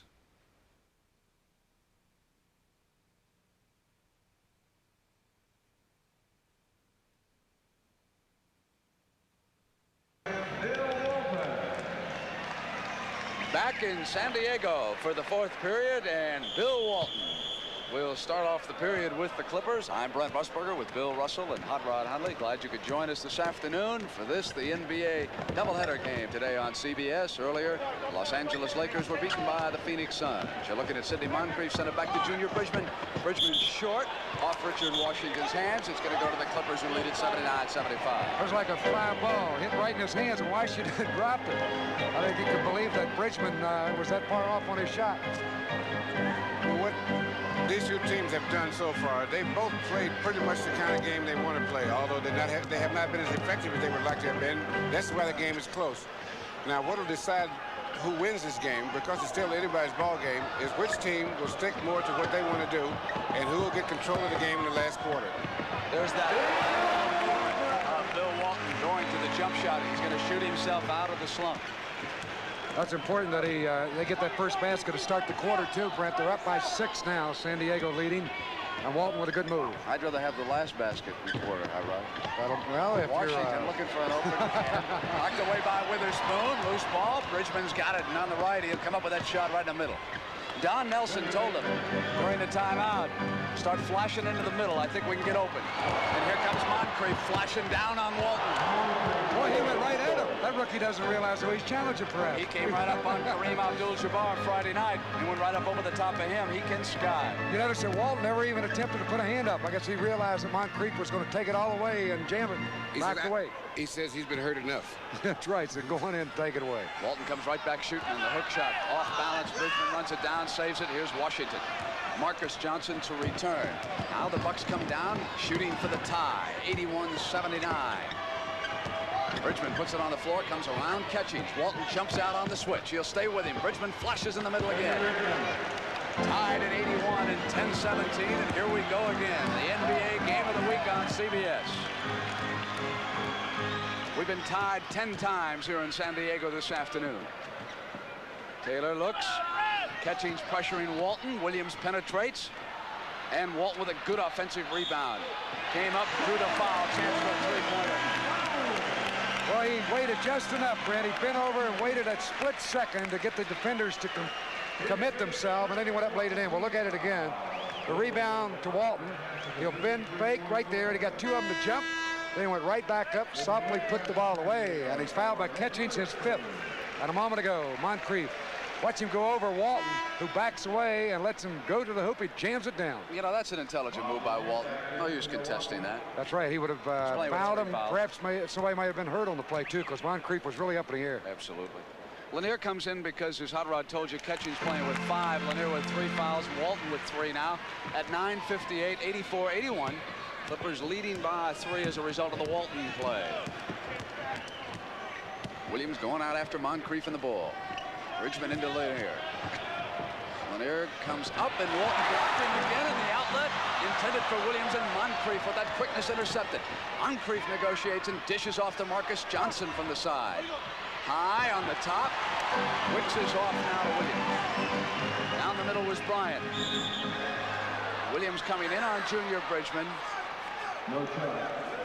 Here's that block a moment ago. Super play by Bill Walton. Lanier gave him 2 fakes, but Walton wouldn't leave his feet. Went up, blocked the shot. Made a great play. Elsewhere, 104-100 San Antonio leading Cleveland in the 4th. And Chicago and Portland are now tied. Seattle still leading Utah. Love to watch that battle. Walton against Lanier. That's a good matchup. Williams.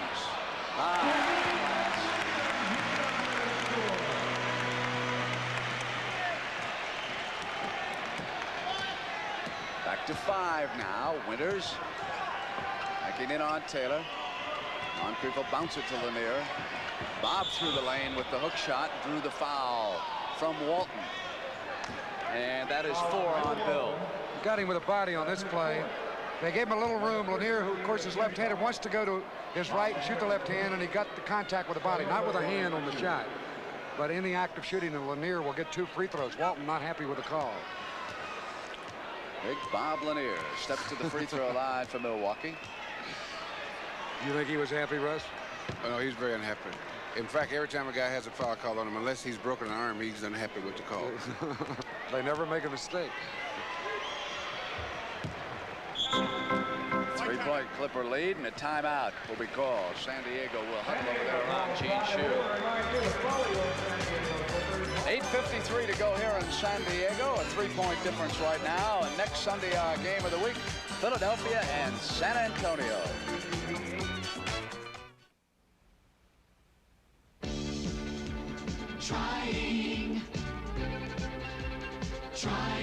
By trying harder to be faster, Avis came up with the Wizard of Avis. Keep on trying, America. The effort is really everything. We keep on trying, America. By trying harder, we introduce speed to the rent-a-car business. At Avis, we don't give up. Trying. Right Guard knows that in equally active situations, men and women don't perspire equally. Men perspire more. That's why men count on Right Guard. Right Guard is so strong, so effective, it helps stop a man's perspiration odor all day long. Yes, men and women don't perspire equally. And that's why men count on Right Guard. Strong, effective Right Guard. Because men perspire more. There are 2,000 twisting, turning miles on this river, and you know them all. But the one you know best ends with Miller time. When it's time to relax. Time for the best tasting beer you can find. One meal stands clear. America's quality beer, Miller High Life. How you doing there? Did you get one? I thought we get to Sam. Miller beer.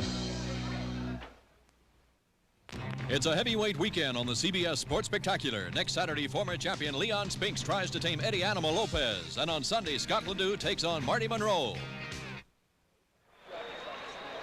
8 minutes and 53 seconds to go in San Diego with the Clippers leading the Bucks by 3.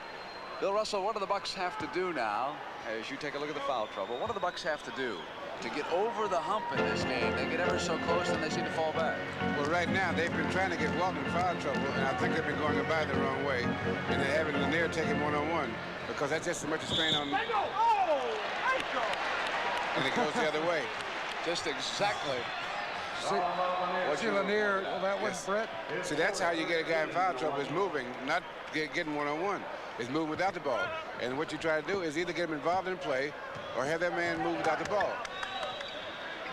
He turned in, Brett, on that play. He said, "Ray call." How could you call that? But he called a foul on him over the back of Walton. Moncrief forced out to the corner, and here's Lanier from the perimeter coming up on Walton. Outside, it's a 1-point San Diego lead now as Brian Taylor calls the play. And Taylor goes in underneath with Brian Winters. Williams stays outside. They run Walton in behind Lanier, pop it to him, and he'll go to work on the turnaround. He's short, but he hustled back for the rebound. He wasn't sealed off and misfired on that shot. He's shooting the ball too flat, Randy. The ball never got up high enough to even get in on the first shot. The second one, he was completely off balance and just wildly threw it up. Got to get a little more arch on his shot. I'm surprised Lanier didn't seal him off after that first shot, Bill. He sort of broke down. Well, you see what happened? Lanier was beaten on the original shot, and he never caught up. You see, Walton, after he shot, he knew he was going to miss, and he went right after it. It was all in one move. Offensive foul on Moncrief. Goes to the Clippers, 86-85. Clippers over the Bucks. Now Lloyd Free is back, and he'll work with Taylor in the backcourt. Moncrief and Winters. So you have a rookie in Don Nelson's backcourt right now. He has Bridgman, Johnson, and Lanier up front, and Moncrief is going to go with Free, and they go in low right now. Taylor Bryant cut away, and on a sloppy turnover, it'll go to the Bucks, who can now go ahead for the first time since the first period, with Lanier and Marcus and Coach Nelson exchanging information.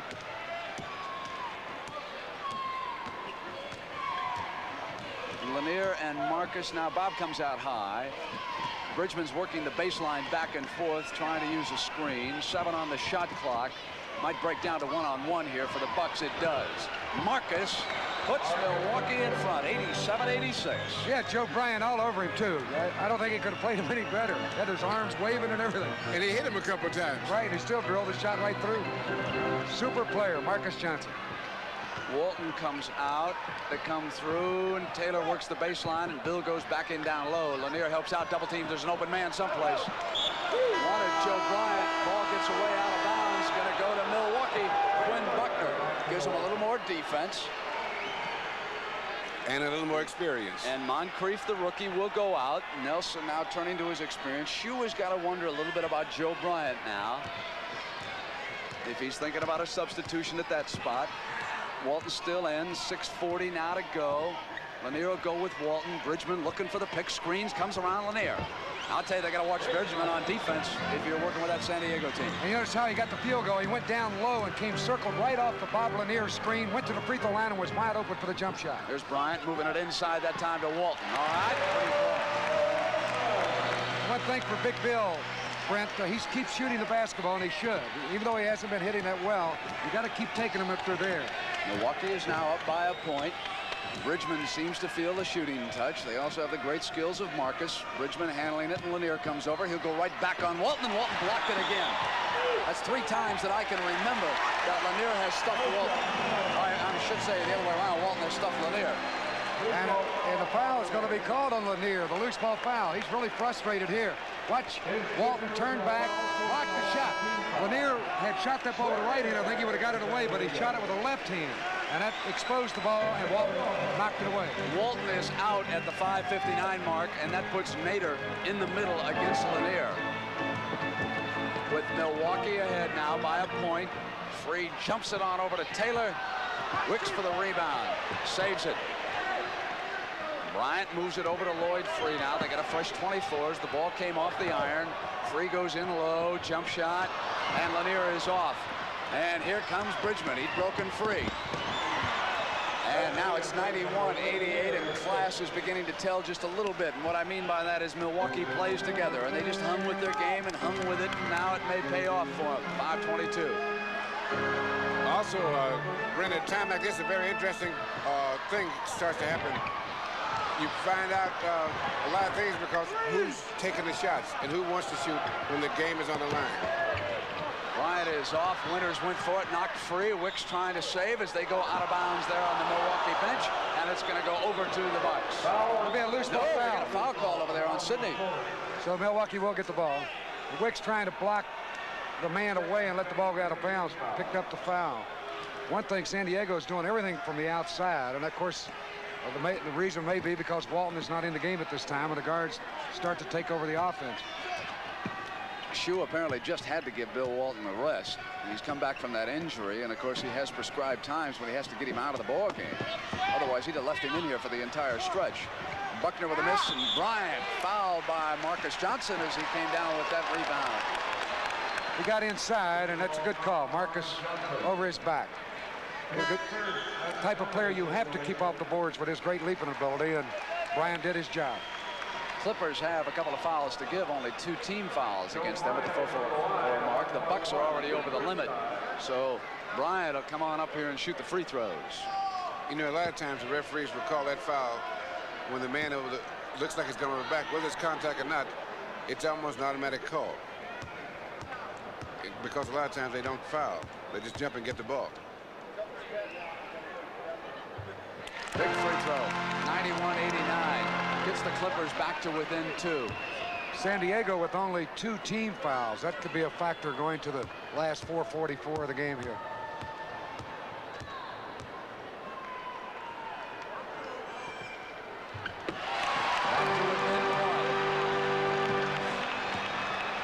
Now the Bucks come down. Brian Winters has signaled the play.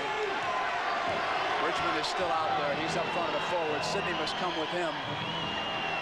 Wicks holds him up. He couldn't come through. He was trying to get free, and now Bryant switches off on him, and it'll be Buckner.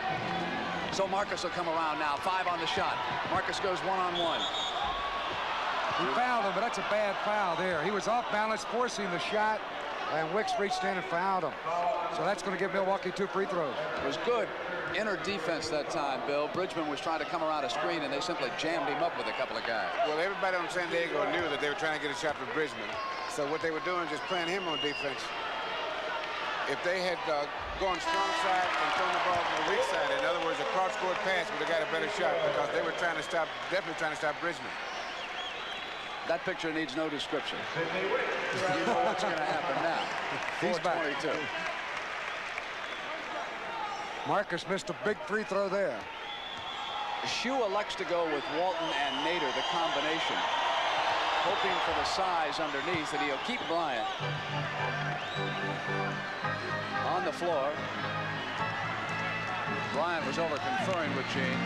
92-90, Milwaukee leading San Diego at the 4:15 mark. Lanier keeps an eye on Walton and also checks the middle so that no one comes down on the penetration. Brian Taylor knocked out of bounds by Marcus Johnson. Bryant had stationed himself over the right. Now they'll work the inbounds.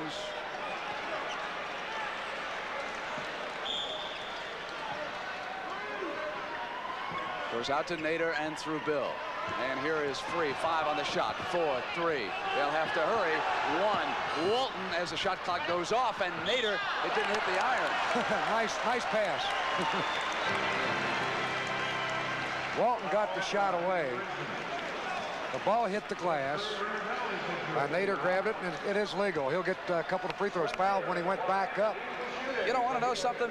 I thought the shot clock buzzer should have gone off on that. Walton went up at 1 and released. Once you let it go, you have to let go of the ball before the 24 expires. If there's 1 second and he jumps, he's going to get it away, and he did. No, he got the shot away. But that's the rule. Once you get it away, it was the action afterwards. Right. The ball, it does not have to reach that basket before the 24-second clock expires. It has to expire before, right? On the release. Right. So it was legal all the way, and Nader grabbed it off the glass, and Walton says, I made a good pass. It wasn't a shot. And he got fouled by Bridgman when he went back up. San Diego to within a point. 92-91. We have been tied 10 times. And now 11. Bridgman with 22 is the leading scorer. Buckner brings it up, penetrates quickly, and as he came around free, he was fouled. And that's the 4th team foul, so the Bucks will take it in out of bounds. They are at their limit. Marcus Johnson will throw it inbound. Buckner comes from behind Bridgman. Nader will be checking. with Lanier. Walton is out there with Marcus, and Marcus puts him quick on him. Marcus looked at Bill Walton and just smiled. He said, I got you, boy. Out here, big fella. This is my territory. That's what Marcus does better than anything offensively, is get to the glass inside. If he has any deficiency, it's as an outside perimeter shooter, and that's been coming along. They leave Taylor open as Winter comes over. Three-point try is off, and Lloyd free offensive rebound. He'll go in with the left hand and score it. Basketball count. Free was fouled on the way to the basket. What a rebound play he made. Up high, pulled it down right there, went to the basket, exchanged to the left hand. I got the foul from Lanier. He is gone. That's 6 on Big Bob. 6 fouls, he's out of the game.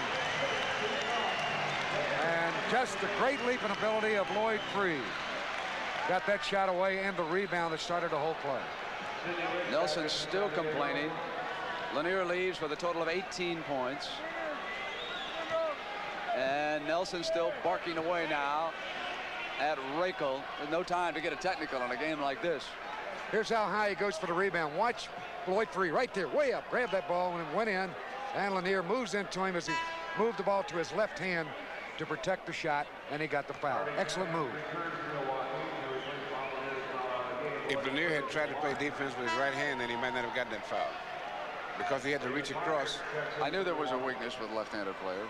Well, you have to use both hands. You really do. Offense and defense. A lot of guys can shoot with either hand, but they can only play defense with one hand. And that gets you a lot of fouls that you wouldn't ordinarily get, or you shouldn't get. Free shooting for the tie right now.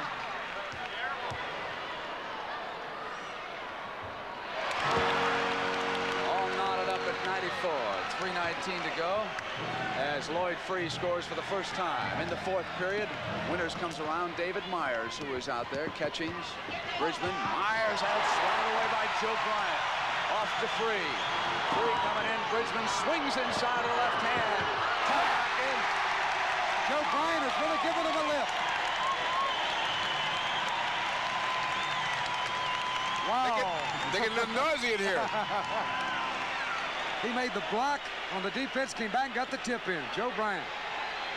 Bridgman pops out. Walton rebounds. Off to Taylor. Taylor lead to Free. Free's pass intercepted on the turnover. He turned it over 10 times Tuesday night, and Bridgman with a one-hand drew the foul. Pretty play coming through. Basket will count. Here's the drive in by Myers, blocked by Joe Bryant. I think going down at the other end, it was Lloyd Free spinning in the lane. He'll put the shot up. Watch Joe Bryant, number 23, tip it in with the right hand. Beautifully done.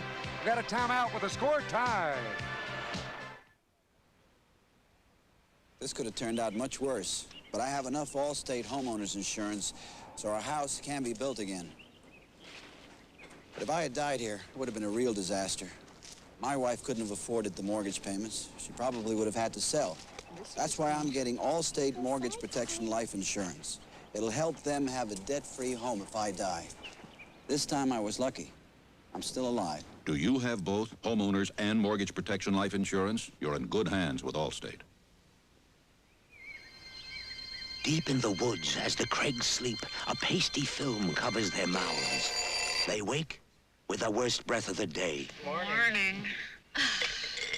Scope, honey? Hi, Spud. Yours leaves your breath medicine-y, not minty like Scope. Mine kills germs. Scope kills germs. Come on. Try. Minty And kills germs. Morning. Scope fights bad breath. Doesn't give medicine breath. 7 copiers not only make great copies, they also make great copy. Financial World. Its Series 700 models are proven winners. Forbes. Savin 750 copier was an overnight success. Sales and marketing management. Savin in 1 year raced from a standing start to first place in installing machines. In fact, last year 7 outplaced Xerox and IBM combined. We wouldn't be winning over big business unless we offered big advantages. 7, the revolutionary copiers that are winning over big business. Next Sunday, Dr. J tries to perform major surgery on the Iceman. You'll say you saw it on CBS Sports. 2 minutes and 27 seconds to go. Milwaukee and San Diego are even, and on that play, Sidney Wicks fouled out. He joins Bob Lanier on the sideline. Wicks is out for the Clippers and Lanier for the Bucks.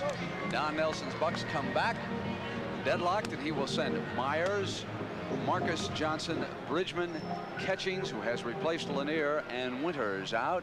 And on the floor for Gene Shue will be Taylor, Bryant, Free, Walton, and Nater. And Joe Bryant, who did not play in the first half, has certainly given the Clippers a lift here down the stretch. As Junior Bridgman, the game's high point man, now with 25 points. And as soon as he released, he knew it. He just backed off. Three-point play has put Milwaukee back in front, 97-96.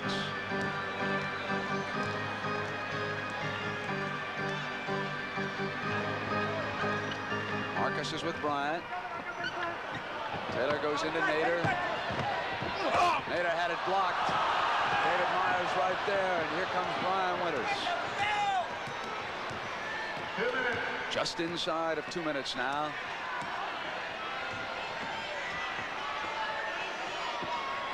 Marcus Johnson maneuvering against Bryant. And they go up by 3, 99-96, and a key field goal and timeout. Take a look at the block a moment ago, and Nader's shot down low. Dave Myers, number 7, behind him, will get the block. Later turns to the baseline left. Right there, perfect block. Excellent timing on the defense. Big play that keeps Milwaukee in front by 3. Let's check some final scores. Cleveland down San Antonio, 123-119. The Spurs now slip under 500. And Chicago beats Portland. The other way around. Portland over Chicago, 110-107. And that puts pressure on San Diego.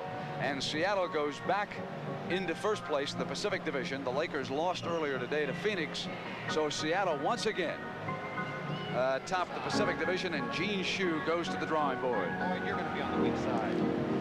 All right, so now if we're going to look to post up Bill. The guard goes down, he's on the baseline, 5 pins down. All right, so he comes off. We look to make the pass and post up Bill. If it's not open, we swing the ball to the guard. Just to the side of the guard. Now swing, make sure you kind of like step in, and then Joe, you finish up what we're doing, right? So we have strong side Bill, weak side Lloyd. All right, any problems? When they come back down at us, you can't foul. You got to play good defense on the team. There's weak sides. This is you swing. Joe is the center on this. I'm pretty down on this. Right, you're pretty down. All right. Tough defense now as the tough defense. Gene Shue said the first man who gets to the organ player turn his volume down. Right. But you guys will listen to me. One point he made, we can't foul when they come back down. Both teams are in the penalty, and that means you would automatically get 2 free throws if you commit that foul. And they're being down by 3. San Diego's going to have to play good, tight defense after they give this ball up. And, of course, they need a basket right here. A little too early to think about the three-pointer, although San Diego certainly has the outside bombers in there. Williams is joined Free in the backcourt. Swin Nader's a leading rebounder with 13. They can throw up a perimeter shot. Lanier is out, and then go for the rebound inside. Meantime, Myers and Marcus Johnson and Harvey Catchings may have something to say about that. A 3-point Milwaukee lead inside of 144. Bryant will come through Walton, will go over Catchings, and it's a 1-point game. You notice how he faked like he was going to come out and set a screen, and then he rolled right in and got possession. Bill Walton got the ball and turned and scored. Now Bridgman is working in the backcourt. Myers cut off, and Bryant with another devastating defensive play sealed them up. Bryant tried to come with Marcus. Nader switches off, doesn't get the roll, went back in, and they're screaming. And they were over the cylinder that time. Winters to the floor and Free to the attack, and Freeman Williams with a three-pointer. Tap back and off, and it's Lloyd Free, but there's a whistle. There'll be a foul at Joe Bryant, and that was Catchings that got that tip in at the far end for Milwaukee. Harvey Catchings, big play. Bryant crashed the boards there, Brent, to get that foul. And Gene Shue really unhappy with the call. So here's your penalty situation, and Marcus Johnson will get 2 free throws. Milwaukee up by 3, and you only got a minute and 3 seconds left in the game. Shoe is still up. Complaining to Rakel. Now he goes back. Johnson at the line. Short. That's a big free throw. They needed both of them. They sure did. If they got both of them, then the three-pointer is a different situation. Missed both of them, and Walton gets it away after Catchings touched it. It goes to the Clippers. 1 minute to go. 101-98. And now you would think they might try the bomber and go for.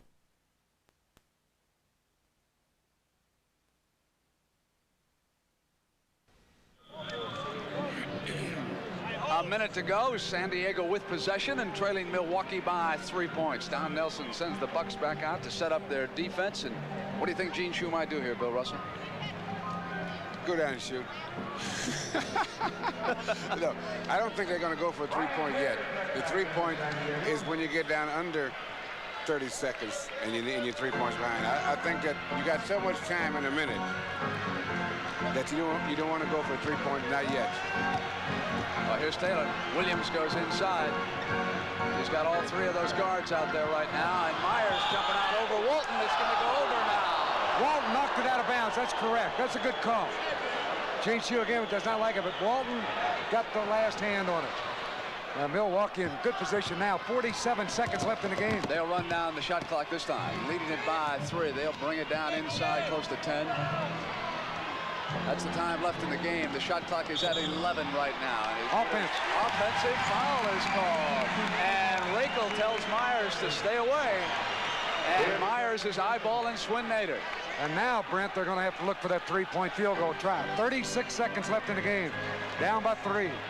Here it is at 33 seconds. Trailing by those 3. Lloyd Free takes it right inside, goes up. Charging. Charging is the call. He was looking for the three-point play. He wanted the foul on the layup. That was the strategy that time. Here it is again. Drive. Here he is. He went for the layup up high, and they called him for charging. That was a good call, Brent. It was Harvey Catchings who jumped in there and established position and took the charge, and it was a very smart play by Catchings. He recognized what Lloyd was going to do and jumped in. Not for 1 year, or even for 2, but for 3 years in a row, one 19-inch color TV has challenged America's biggest sellers, RCA and Zenith. And every year, independent surveys show the Sylvania Superset, the clear winner for best overall color picture. Isn't it time you found out why Sylvania keeps winning and winning and winning? The Sylvania Superset. We may not be the biggest, but a lot of people think we've got the best picture. You work hard for your money and you want to do the right things with it. So get professional answers to confusing financial questions like these. I've got about $1,000 to invest. I've heard about savings certificates, government notes, and other things. I'm single. What's best for me? What's best for you? Your full-service bank has the answers. We paid the mortgage on our house down to a small amount, while the market value of the house skyrocketed. Would it be smart at our age to remortgage and use the money in some other way? There's a lot to consider. But once again, see your full-service bank. They've got the answers. On our vacation, we're going to look for a condominium. Yeah, but how'll I make the down payment away from home? When you need answers to questions like these and the services to back them up, you've got them when you bank behind this symbol. America's full-service banks. We've got the answers. Give me a 4 count. In your mind, David, give me a 4 count. If you haven't got rid of it, time. Now, what Don Nelson just did was refresh a play they've already worked on and they're totally familiar with. This is not like diagramming a play the last second. This just refreshed the memory of the guys so they know exactly what play they're running and who he wants handling the ball from what position in that particular play. And Milwaukee has to go ahead, try to get themselves a good shot in this situation. They're up by 3. They cannot expire the clock. 31 seconds to go. They got 24 on the shot. Now the clock starts. Now the Clippers want to try to hold them off with some tough defense, not foul them if they can, but still play just tight enough to influence a miss in this situation if they can. That is critical. They'll get the ball back, Brent. 10 seconds on the shot clock, 16 on the game. Marcus sends it back to Myers. Over into the corner. Now the shot's at 2. Throws up 1, and time for San Diego. They've got 6. They've got to hurry. They've got to get the 3-pointer. They move it to 3 out of bounds. Bill Walton overlet him coming down. Free was going to set up and take the 3-point shot, and Bill just whipped it out of bounds from the wing as he came down that time. Boy, he threw that one like a rifle, too. I mean, it was really moving. So Milwaukee has beaten San Diego.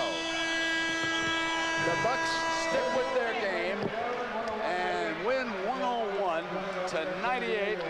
Bill Russell, I'd have to say that they did exactly what you felt they should do. For Hot Rod Hundley and Bill Russell, I'm Brent Musburger saying so long from San Diego. We'll see you next Sunday in San Antonio. The NBA on CBS is a presentation of CBS Sports.